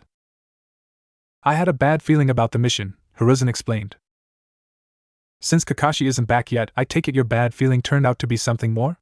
Hayashi asked. Indeed. Kakashi is with them now, and he will be staying for the duration of the mission, Hiruzen replied. Very well. I'll take my leave then, Hayashi said. He got up from his chair and left the room. Well, that went better than I expected, Hiruzen thought. Elsewhere in the village, Ebisu was trying to work with Team 7. He was having a very hard time trying to get them to focus. The 3 genin in front of him had potential to become great shinobi someday. Kiba was currently yelling at Sasuke, while Sakura was fawning over the latter. You 3 are supposed to be a team, but all I see are 3 brats, Ebisu scolded. The 3 turned their attention towards him. They looked rather upset. Good, I've finally gotten your attention. You 3 are supposed to be a team, and thus need to start acting like it. Not like some fangirl who's going to get killed on her first real mission for not taking things seriously, nor some little boy trying to play alpha dog. And certainly not some spoiled brat who can't get his head out of the past, Ebisu said in an angry tone. Ebisu was a little shocked at himself. He hadn't yelled at anyone like that in years. He waited a moment before saying anything else. They were surprisingly quiet and seemed like they were willing to listen to his instruction. Now we will start with tree climbing exercise, then the water walking technique. Then we will work on working together as a group, Ebisu stated. But we can already climb trees, Kiba said. With only your feet? Ebisu asked. Well, no, Kiba replied. Ebisu chuckled a bit and showed them how to perform the technique. He walked up the tree using only his feet. Once he came back down from the tree, he explained how to do what he just did. Now I want you to practice this until you can walk up and down the tree at least once, Ebisu said. Sakura did it on the first try, while Kiba and Sasuke struggled to get even a few feet up the tree before losing control. They would take considerably longer to be able to do this rather simple task. With Zabuza. Haku had just gotten back from spying on the Leaf Ninja. Tell me, Haku, what have you learned from them so far? Zabuza asked. Out of the genin, the blonde they call Naruto seems to be the most skilled. The blonde is currently training in the art of kenjutsu. I thought the girl, Hinata, was blind, due to not having pupils in her eyes, but that doesn't seem to be the case. The last member they call Shino. He uses insects, Haku explained. A Hyuga, and an Abdurrahim interesting, Zabuza mumbled. Zabuza began to think about the one called Naruto. He knows how to use a sword? Maybe things won't be so dull after all, he thought. I'll be getting back to my assignment then, Haku said. He was about to leave when they heard Gateau. Why haven't you dealt with the bridge builder yet? He asked angrily. I will when I damn well please, Zabuza said. He threw his sword past Gateau's head, causing it to slice into the wall. Gateau was terrified, and quickly ran out of the room.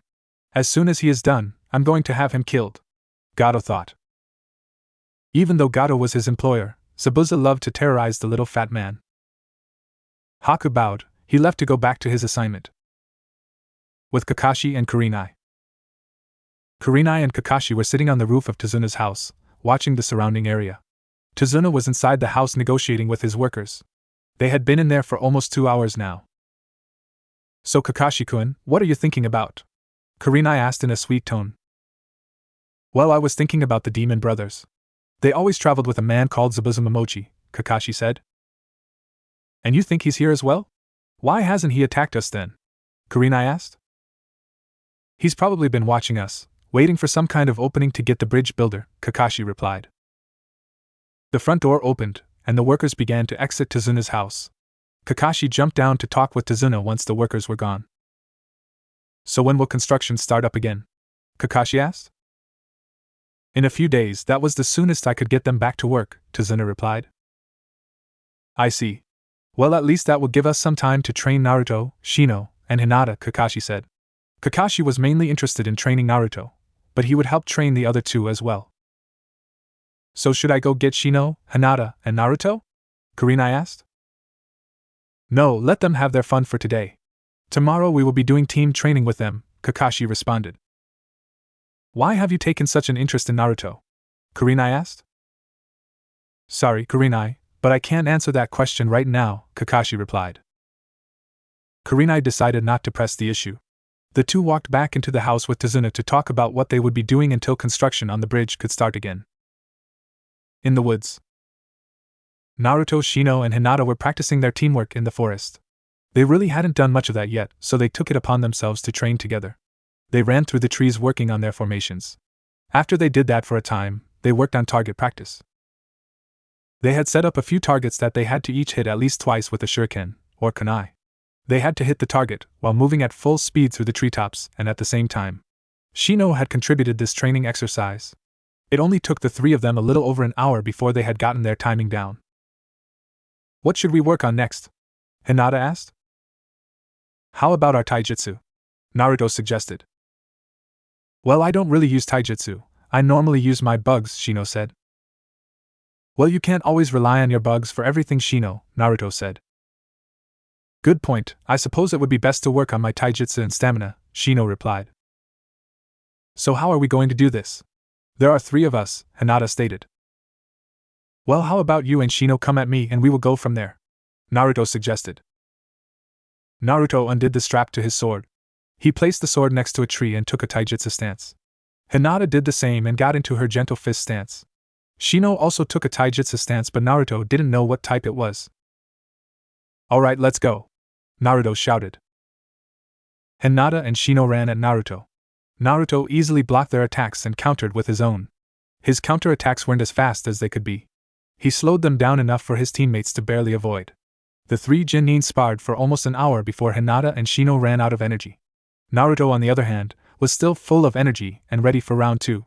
Hinata and Shino had gotten a few hits on Naruto while they had spared. Their hits weren't enough to slow him down though.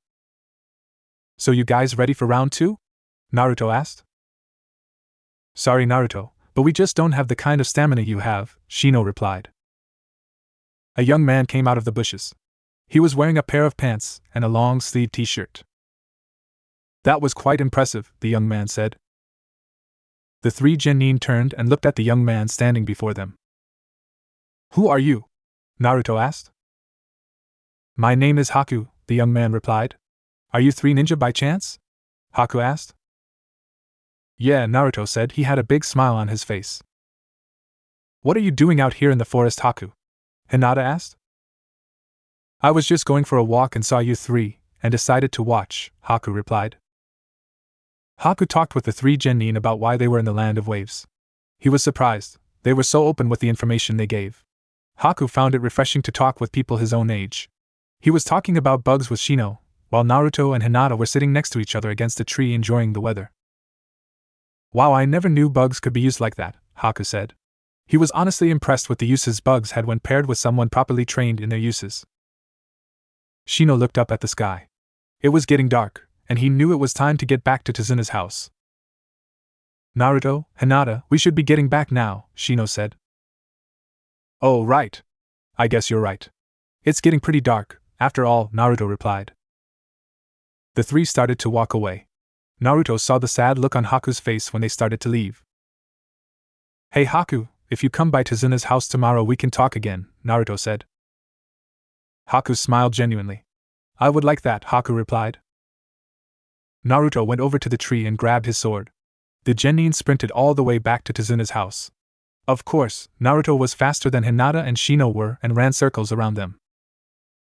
So Haku, did you have fun? Zabuza asked as he appeared from behind a group of trees. When did you get here? Haku asked. Haku was a bit nervous, as he didn't realize Zabuza was watching. Zabuza laughed. He leaned against a tree. Just now. Come on. We have things to do, Zabuza said. The two of them disappeared. Naruto and his team arrived back at Tazuna's house. Their clothes were a bit dirty and beat up from their sparring session. They walked into the house. They were greeted by Kakashi and Kurenai, who were sitting on the couch. You guys get into a fight or something? Kakashi asked. No, we were just doing some team training, that's all, Naruto replied. Excellent, Kakashi said. Inari came down the stairs. Oh, you're still here? Inari asked in an angry tone. Of course we are. We were hired for a job and we are going to finish it, Naruto said. Hey, you will die just like my father then, Inari replied. I hear your father died trying to protect this country from Gateau, Naruto said. Inari became extremely angry at Naruto's words. Yeah, he died a fool. Now my life sucks, Inari yelled. I don't see what's that bad about it. You have your mom and your grandfather still, Naruto replied. Naruto was talking in a calm voice, trying to make Inari see the good parts of his life. However, it seemed Inari would have none of it. What do you know about a bad life?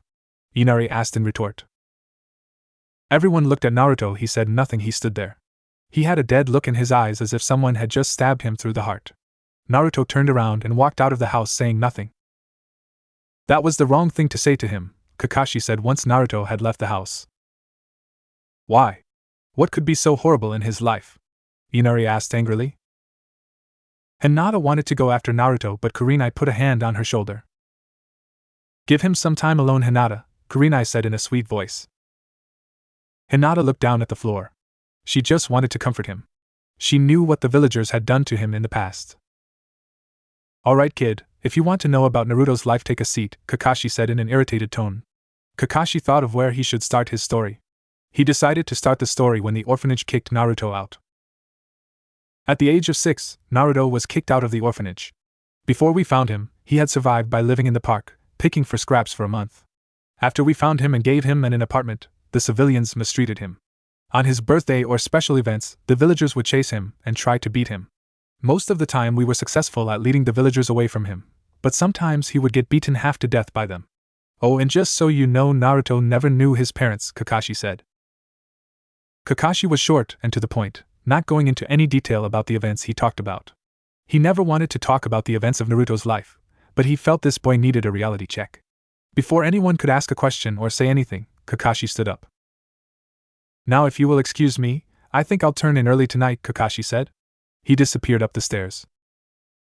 Hinata just sat there on the floor. She had seen the villagers' treatment of Naruto firsthand, but she never imagined it was truly that bad. I'm going to go find Naruto, Hinata said. She quickly made her exit out the front door of the house to find Naruto. Everyone else in the house felt sick from hearing that short but disturbing description of Naruto's life. Hinata was in the woods looking for Naruto, Byakugan, she exclaimed. She scanned the area for Naruto. Hinata saw Naruto with her Byakugan. He was standing next to a large boulder next to a small lake. Don't you think you overreacted just a little over what that brat said? The fox said. Shut up, I don't feel like talking with you right now, Naruto replied. Fine, wallow in your own self-pity. By the way, your mate is coming, the Kyuubi said. Stop calling her that, fuzzball, Naruto replied. He would have normally yelled at the fox for that remark, but he wasn't in the mood. Hinata came out of the woods. She stood no more than a foot behind Naruto, and she wasn't sure what to say. Are you alright, Naruto-kun? Hinata asked. Naruto didn't turn around, he just looked at the moon reflected in the water. Images of what happened to him were flooding his mind. They were things he wanted to forget. Naruto, it's getting late, we should go back, Hinata said. Naruto walked over and sat down against a large boulder near the edge of the water. He looked up at Hinata, who was still standing. Can you stay here for a little bit with me? He asked. Of course, Naruto-kun, she replied. Hinata smiled and walked over to Naruto. She sat down beside him. Hinata leaned against Naruto. It was a little cold out, and he was very warm. So did Kakashi or Kurenai talk about my past after I left the house? He asked. Naruto put his arm around her, pulling her closer to him. Hinata blushed furiously.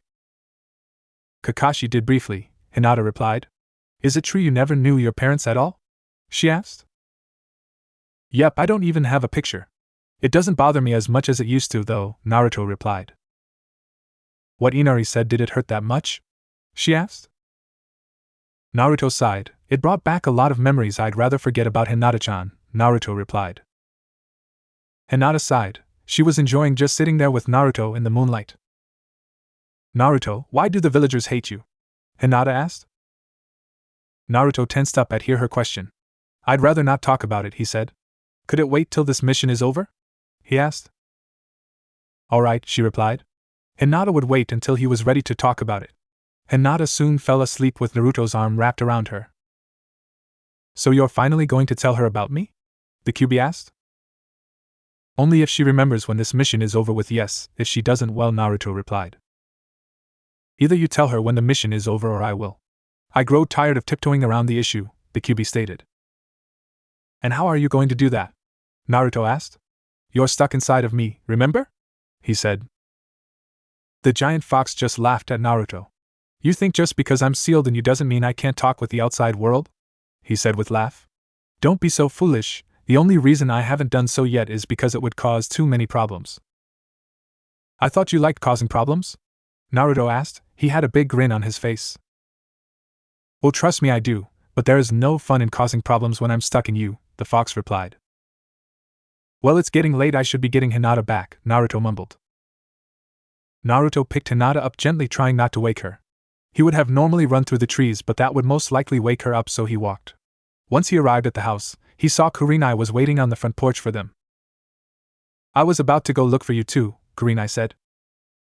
Sorry about that, I just needed some time to think, Naruto replied. Of course, could you go put Hinata to bed? Kurenai asked. That's where I was heading, he replied. Naruto walked up the stairs to Hinata and Kurenai's rooms. He placed Hinata on bed in the room. He just turned away from the bed and took one step to leave when a hand grabbed and pulled him into the bed. What the Naruto said as he landed on the bed. Hinata snuggling closer to him, she was still asleep. It seems she doesn't want you to leave, the fox said. He was laughing. Kurenai walked into the room and was shocked to see a sleeping Hinata snuggling with Naruto in bed. I didn't do it on purpose, Naruto said, trying to defend himself. Kurenai said nothing, she just smiled and turned around, shutting the door behind her. She started to laugh as she walked back down the stairs. She was going to be sleeping on the couch tonight. Kurenai didn't think Naruto would try anything, but if she found out later he did, she would kill him. Naruto smiled at his girlfriend. Well, I guess this isn't so bad, he thought. Tomorrow would be an interesting day for them. At least the morning would be when Hinata wakes up to find that she pulled Naruto into bed with her, in her sleep. A few days had passed since Team 8 and Kakashi arrived. Kakashi and Kurenai spent a lot of time each day they were there training the young genin. Naruto, in the short span of time they were there, had greatly improved with his sword. Kakashi had taught Naruto how to push chakra through the sword to strengthen it. Naruto, however, was unable to use his element in conjunction with the sword yet. In a few hours, they would be accompanying Tazuna to the bridge to guard him as he and his workers completed the bridge. Kakashi and Kurenai were sitting on a tree branch together. They had up until this point kept a strictly professional attitude when around each other. They knew the mission was soon going to be over, or at least the dangerous portion of the mission. Kurenai kissed him on the cheek, causing a light blush to appear on his cheeks. So how has your training with Naruto been? Kurenai asked. He is a natural fighter, and great with a sword, Kakashi replied. But he's hiding the abilities he learned from Jiraiya. Why do you say that? The only thing he has shown me when we spare with or without the katana is his proficiency in shadow clones and his odd style of taijutsu. I know Jiraiya would have trained him in some ninjutsu, and even the summoning jutsu. So you're just a little depressed he won't show you what he's capable of? Yeah, I guess I am, now that I really think about it. Kurenai giggled, snuggling next to Kakashi. Those three have progressed quite a bit since they came here, haven't they? Kakashi looked down at the three genin. They were at the base of the tree resting from their short practice this morning. Indeed they have. Hinata seems to have gained a lot more confidence in her own abilities the past few days. And Shino has been focusing mainly on his taijutsu, which has improved. What about your team, Kakashi? Kakashi looked up at the cloudy sky. Good question. I hope when I get back Ebisu has been able to get them started. I'm sure he has. Ebisu may be a bit of an oddball, but he is a good teacher. Maybe once we get back we can have our teams train a bit together? They could learn a thing or two from each other. Kami knows Sasuke could learn a thing or two from Naruto. Kakashi wasn't referring to ninjutsu or any type of fighting skills. He was referring to Naruto's inability to hold a grudge against the villagers for what they have done to him. Kurenai smiled. Alright, we can give it a try. Down near the base of the tree, Hinata was sitting in Naruto's lap. She was quite contented with where she was. They had just finished talking with Haku, who had left a few minutes ago. Over the past few days they talked about many things like Shino's bugs, Naruto's sword, and why Hinata and no pupils in her eyes. The four of them became fast friends over that short period. Haku liked Naruto's prank stories, as did Shino and Hinata. Hinata snuggled a little to get more comfortable. She closed her eyes and thought about what happened a few days ago. Flashback. It was the morning after Hinata had pulled Naruto into bed with her. Hinata was starting to wake up. This pillow is so firm, she mumbled. She started to snuggle with said pillow, she wrapped both her arms around it. Hinata's head was lying on Naruto's chest. Everyone else in the house was currently watching this scene unfold from the open door. They heard Hinata mumbled in her sleep. They were trying very hard not to laugh right now. It finally hit Hinata that she had fallen asleep outside. But if she had fallen asleep outside, how did she get into this bed, and why was there a human-sized pillow? Her eyes shot open in realization of what a human-sized pillow could be. She looked at the material of her so-called pillow. Her gaze quickly went to Naruto's face. He was awake and looking right at her. Naruto had woken up when Hinata started her mumbling and snuggling bit. Hinata shot up, her eyes wide. "Nare bed same you," Hinata said in a jumbled mess. Hinata hyperventilated, quickly passing out, falling back on top of Naruto. About 5 seconds passed before Hinata began to move. Naruto blushed hard when a now passed out Hinata was starting to snuggle up against him again. No one in the doorway could help it any longer. They laughed, and laughed, and laughed. Kakashi and Kurenai fell backwards laughing. It was one of the funniest things they had ever seen. Tsunami and Tazuna were able to stand but barely. Shino was laughing as well, which was something he had never done before at least around others. Inari was doubled over laughing, laughs coming out so hard, he was crying. End flashback. Hinata was brought out of her thoughts when Shino began to talk. "So you and Hinata were trying to keep your relationship from everyone?" Shino asked, curiosity finally getting the best of him. Shino asked that question since he found out they were dating already. "Yeah, her clan and most others don't like me, for now it's best like this," Naruto replied. Hinata looked down. She didn't understand why they didn't like him. "Why is that though?" Shino asked. "I mean, I don't see why they hate you." "It's complicated, Shino," Naruto replied. Naruto was a bit depressed. Once this mission was over, he and Hinata would have to start acting the way they had been before the mission. Kakashi and Kurenai jumped down from the tree above. "Naruto, you can tell them if you want," Kakashi said. "After the mission is done," Naruto replied. "Well, if Gateau is going to make an attempt on Tazuna's life, it will be today," Kakashi said, getting everyone's attention. "Why is that?" Hinata asked. "The bridge would be the best place to set up an ambush, that's why," he replied. "What about Tsunami and Inari?" Naruto asked. "I was going to ask you to stay here and protect them," Kakashi replied. "Here, take this earpiece. If we need you at the bridge, I'll call you over the radio. But before you leave, you must find a safe place for Tsunami and Inari," Kakashi said, handing Naruto the earpiece. "Alright, I guess that works," Naruto said. He put the earpiece in and gave it a quick test. With Zabuza. Zabuza was sitting in his chair thinking. He had just sent the Demon Brothers and Haku to the bridge ahead of him to either kill or disable the workers. He figured Haku would just disable them instead of kill them. He was excited today, all things considered. The only reason being was the chance to fight a strong opponent. He became a different person when the chance of fighting a strong opponent arises. "I wonder who's better, me or the copycat ninja," he thought.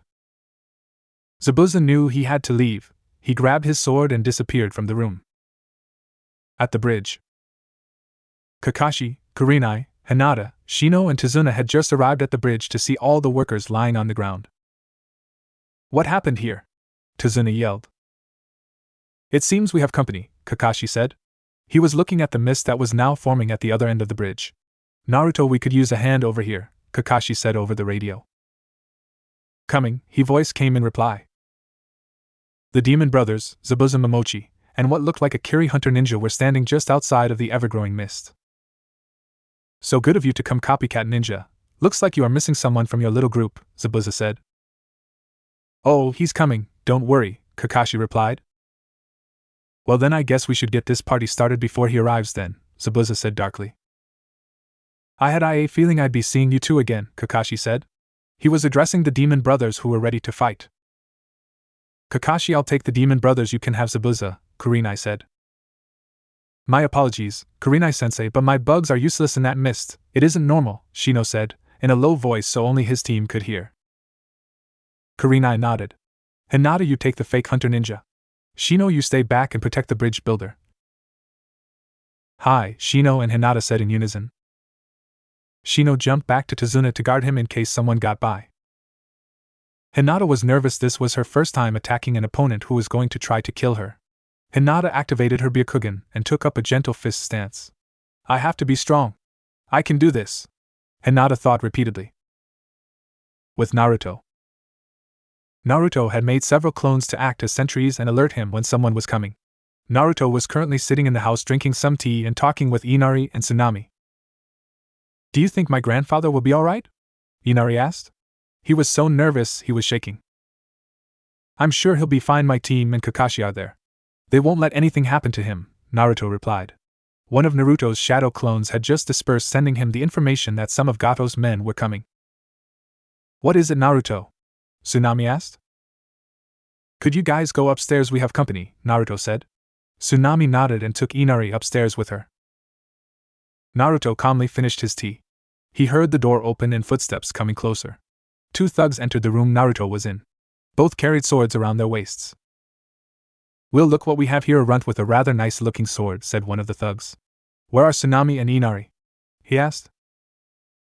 Good question, where are they? Naruto said, answering the man with another question. The 2 men were irritated with the boy's response. The other swordsman got a wicked idea. Hey, didn't you have a girl on your team with purple hair? He asked. His partner got what he was getting at. Yeah, let's go pay her a visit. The cup in Naruto's hand shattered. I will not let you touch her, Naruto stated angrily. Oh? And what are you going to do about it, runt? One of the thugs asked. I'm going to kill you, Naruto replied darkly as he drew his sword. Both men pulled out their own swords. What can a runt like him do, both of them thought. The shorter of the 2 thugs decided to agitate Naruto more. Oh, is she your girl or something? Because she was kind of cute. I wouldn't mind, you know. That was the last thing the thug ever said. The second after he finished, his body slumped to the floor, his head rolled along the floor, knocking into the foot of his partner. The other thug fell backwards. He tried to make a run for it, but Naruto's sword pierced the man's heart. Before the man died, Naruto picked him up by the collar of his shirt and said, for your information, her hair is indigo, not purple. He then threw the man's now dead body against the wall. Well, that was absolutely brutal. You didn't even hesitate to end both their lives. And all because of your vixen. I give the kill an 8 out of 10, the fox said. Shut up, fuzzball. I don't want to think about what I've just done, Naruto replied. Naruto moved the bodies out of sight. He didn't want Inari to see what he did. Tsunami came down the stairs to see the blood. Are you alright, Naruto? She asked in a worried tone. Naruto's radio came to life. Naruto, we could use a hand over here. Coming, Naruto replied. Yeah, I'm fine. Just get yourself and Inari to a friend's house and make sure he doesn't see all the blood. I'll send a few shadow clones with you, Naruto said. Naruto created a few shadow clones and quickly left for the bridge. At the bridge, Kurenai and Kakashi stood in front of the demon brothers and Zabuza. Both parties were not moving. They were watching their opponents, waiting for an opening. The mist was hindering Kurenai's genjutsu abilities somehow. Well, it seems that girl isn't half bad when it comes to taijutsu, Zabuza said as he watched the fight between Hinata and Haku. XXXXXXXXX. Hinata ducked under a punch from Haku. She did a sweeping motion with her feet to try and trip Haku, but he just back-flipped away. He jumped back with a senbon in his hand. He jabbed with the senbon, but Hinata parried and struck him in the chest with a juken strike. It seems I will not be able to do this for long, he thought. I'm sorry, but I have to end this. Haku jumped back a short distance to perform his jutsu. Demonic ice mirrors, he said, as giant mirrors made of ice appeared all around Hinata. Hinata stood in the center of what looked like a prison made of ice. She fell back into her gentle fist stance. The mirrors were made of ice and chakra. Even with her Byakugan, she couldn't tell which mirror the ninja was in. XXXXXXXXX. Zabuza smirked. I hope you two aren't planning to go anywhere, seeing as if you do, the old man will die. Kurenai and Kakashi nodded to one another and began their own fights. Kakashi drew his sword and lunged at Zabuza. Kurenai took out 2 kunai and threw them at the demon brothers.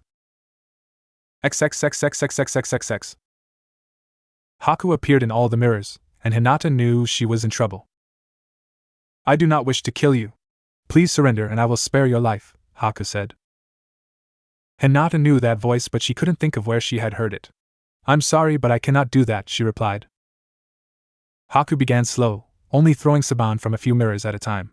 Hinata was flexible, and with her recent sparring sessions, she was able to dodge all the senbon for now. Haku increased his speed and a few of the senbon hit home, digging into Hinata's right arm. Hinata yelped in pain when 4 of the senbon dug into her arm. XXXXXXXXX. Kurenai wanted to run over and help her, but she couldn't break away from the demon brothers. She ducked under one of their claws and delivered a massive right hook to the man's face. The other demon brother fired shuriken from the mist. One of them grazed Kurenai's shoulder. XXXXXXXXX. Well, Kakashi, that is quite the woman, Zabuza said, referring to Kurenai. They exchanged a few more strikes between their blades. We should really stop messing around, Zabuza, Kakashi stated. Kakashi removed his headband from his left eye, revealing his Sharingan. I would have to agree with you, Kakashi, we really should, Zabuza said. He jumped back into the thicker part of the mist.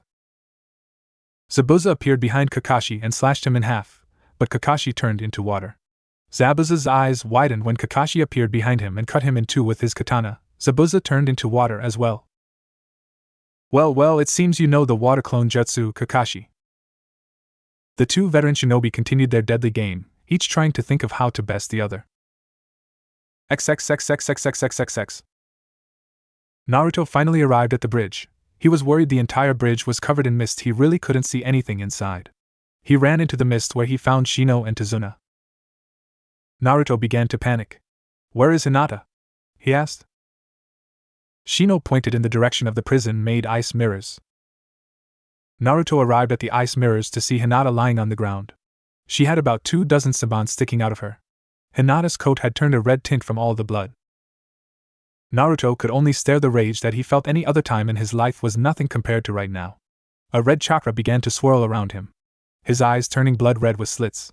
His hands were becoming more like claws, and the scars on his cheeks darkened, becoming more pronounced. Naruto ran straight at the ice mirrors, fully intent on killing whoever hurt Hinata. XXXXXXXXX. The veteran shinobi all stopped their attacks at that moment. A massive wave of killer intent and malicious chakra had swept over the bridge. Kakashi knew this chakra. He had felt it once before. What happened to Naruto's seal? He thought. The same thought was running through Kurenai's mind as well. Zabuza wasn't sure what was going on. He had never felt anything so evil or powerful before. Sorry, Zabuza, but we need to end this, Kakashi said, pulling out a scroll from his vest and smearing some blood on it. XXXXXXXXX. Kurenai took advantage of the moment and got a clean hit on one of the demon brothers, knocking him unconscious. She turned to the other one and throwing two kunai at him. The remaining demon brother blocked them with his gauntlet. XXXXXXXXX. Naruto burst through one of the mirrors and landed next to Hinata. Naruto looked at Hinata's still form. His anger peaked, sending out another wave of chakra. The wave of chakra was so intense the mirrors cracked. At this rate I won't stand a chance, Haku thought. Haku threw senbon from every mirror at once. Naruto didn't move, and every senbon hit.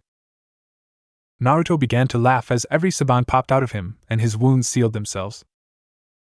Naruto looked directly at Haku. I'm going to kill you, Naruto said. Haku had one last chance. He jumped out of his mirror that was behind Naruto, going directly for his brain stem with his senbon. Naruto turned around and grabbed Haku by the throat. Any last words? Naruto said, tightening his grip around Haku's throat. XXXXXXXX. Kakashi readied his jutsu. That second wave of chakra had him very worried. Well, Zabuza, it's been fun, Kakashi said. Summoning technique, earth release, tracking Fong. Kakashi exclaimed, slamming his hand on the ground. Kakashi's dogs appeared beneath Zabuza, latching onto him as they came out of the ground. The mist instantly began to lessen around the bridge. That is quite the jutsu, Kakashi. It seems you win, Zabuza stated. XXXXXXXXX. I'm sorry, Haku said. You're sorry? That's all you can say? Naruto replied. Naruto was about to crush Haku's neck when a hand grabbed his leg. Naruto looked down. Hinata was looking right at him. She was crying. Please let Haku go, she said weakly. Naruto's anger melted away, and his eyes turned back to their original color. He took off the mask, revealing the boy he was about to kill was in fact Haku. The mirrors around them shattered as Naruto released Haku. After Naruto removed the senbon, he picked Hinata up bridal style. He held her tightly as if she was about to disappear. Haku said nothing. He just stood there feeling very alone. Hinata, I'm sorry, I should have been here sooner, Naruto said, berating himself. Hinata put a hand on his cheek. It's all right, Naruto-kun, she said. She used what was left of her strength to pull his head down. Hinata and Naruto kissed passionately. Hinata fell unconscious soon after their kiss was finished. Naruto panicked at first, but saw she was breathing. Hinata was just tired and needed some rest. The mist, for the most part, dispersed.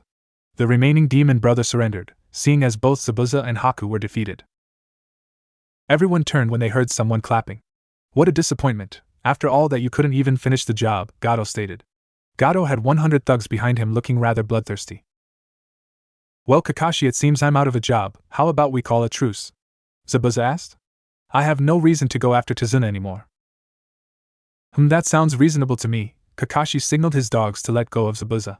The two, Jounin class ninja, readied themselves for a good old-fashioned beatdown. Kakashi picked up Zabuza's sword and threw it to him. Zabuza caught the sword and placed it on his back. So Zabuza, what do you have in mind for these guys? I was thinking water dragon. Zabuza began a long series of hand signs. Kakashi began his own series of hand signs. Water release, water dragon jutsu, Zabuza exclaimed. A massive water dragon appeared from the right side of the bridge. The water dragon towered over Gato's thugs.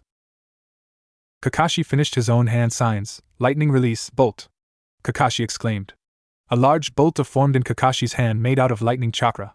Kakashi threw the large bolt of lightning elemental chakra into the massive water dragon. The now lightning-empowered water dragon slammed into the bridge, killing a majority of Gato's thugs and taking them over the edge of the bridge. The remaining thugs ran for the boat at the end of the bridge. Kakashi appeared behind Gateau. He grabbed him by the collar of his shirt and dragged him over to everyone else. Now Gateau, it's time to write some checks, Kakashi said in a serious tone. Never, Gateau replied. Zabuza, he's all yours, Kakashi said. All right, I'll do it, Gateau shouted. Everyone from Tazuna's town finally arrived at the bridge to see the damage caused by the fighting. They held pitchforks and other various sharp objects. The ninja walked off the bridge back to Tazuna's house. They had a lot to talk about. The villagers cheered for their heroes as they left the bridge. In Konoha, Hiruzen was doing paperwork when a chill ran down his spine. Why do I get the feeling when Naruto returns I'll have a lot of paperwork to deal with? Hiruzen sighed and went back to looking over the daily reports. Hiruzen hadn't heard anything from Kakashi or Team 8 in days now, and he was getting worried. At Tazuna's house, Naruto just finished telling his teammates of his little secret. I see, that's why everyone in the village stares at you like that, Shino stated. Naruto-kun, were you afraid we would hate you for something you had no control over? Hinata asked. Yeah, it seemed like a major trend back in the village, Naruto replied. Well, now that the explanation is over, let's go to town and partake in the party, Kakashi said, as he popped his head into the room. What? We don't have anything to wear other than our ninja clothes, Hinata said. No matter, I don't think anyone will mind, Kakashi said. The three genin got up to go with Kakashi and Kurenai to the party in town. The five of them arrived in town to see lights strung up along the buildings. The town was filled with life. People were drinking and laughing. It was completely different from when they had arrived. Tazuna and his family greeted them. So you all decided to join in the festivities? Tazuna said, with a bottle in hand. Yeah, although I wasn't sure everyone was up for it, Kakashi replied. Haku came walking up to the group of Leaf Shinobi. Are we still friends? Haku asked Naruto. Naruto sighed. I've never really been able to hold a grudge, plus you were only doing your job, Naruto said, as he held up his hand. Naruto and Haku shook hands.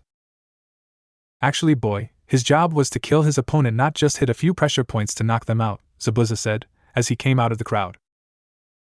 Even the demon of the mist decided to join the party, Kakashi stated. So what are your plans now? Not sure, not much work out there for a missing ninja who turns on their own employers. Well, why don't you come with us? I'm sure the old man could use you for something, Naruto said. I turned on the Mizukage. Do you really think he would even consider such a thing? Zabuza asked. If I ask him, he would probably consider it, Naruto replied. What, are you scared? Naruto asked, taunting the missing ninja. Zabuza grumbled, but he took what the young genin said as a challenge. Alright, boy, we will see what happens, but I doubt he will consider it at all. Naruto got an idea. He grinned wickedly. Alright, if he allows you to become ninja of the village, you have to train me. Zabuza smirked. Sounds interesting, but if he doesn't, I get that sword of yours. Alright, right, it's a deal then. When you train me, You when you get my sword. The two of them shook hands to seal the deal. Well, now that you two are friends, can we move on to the party? Kakashi said.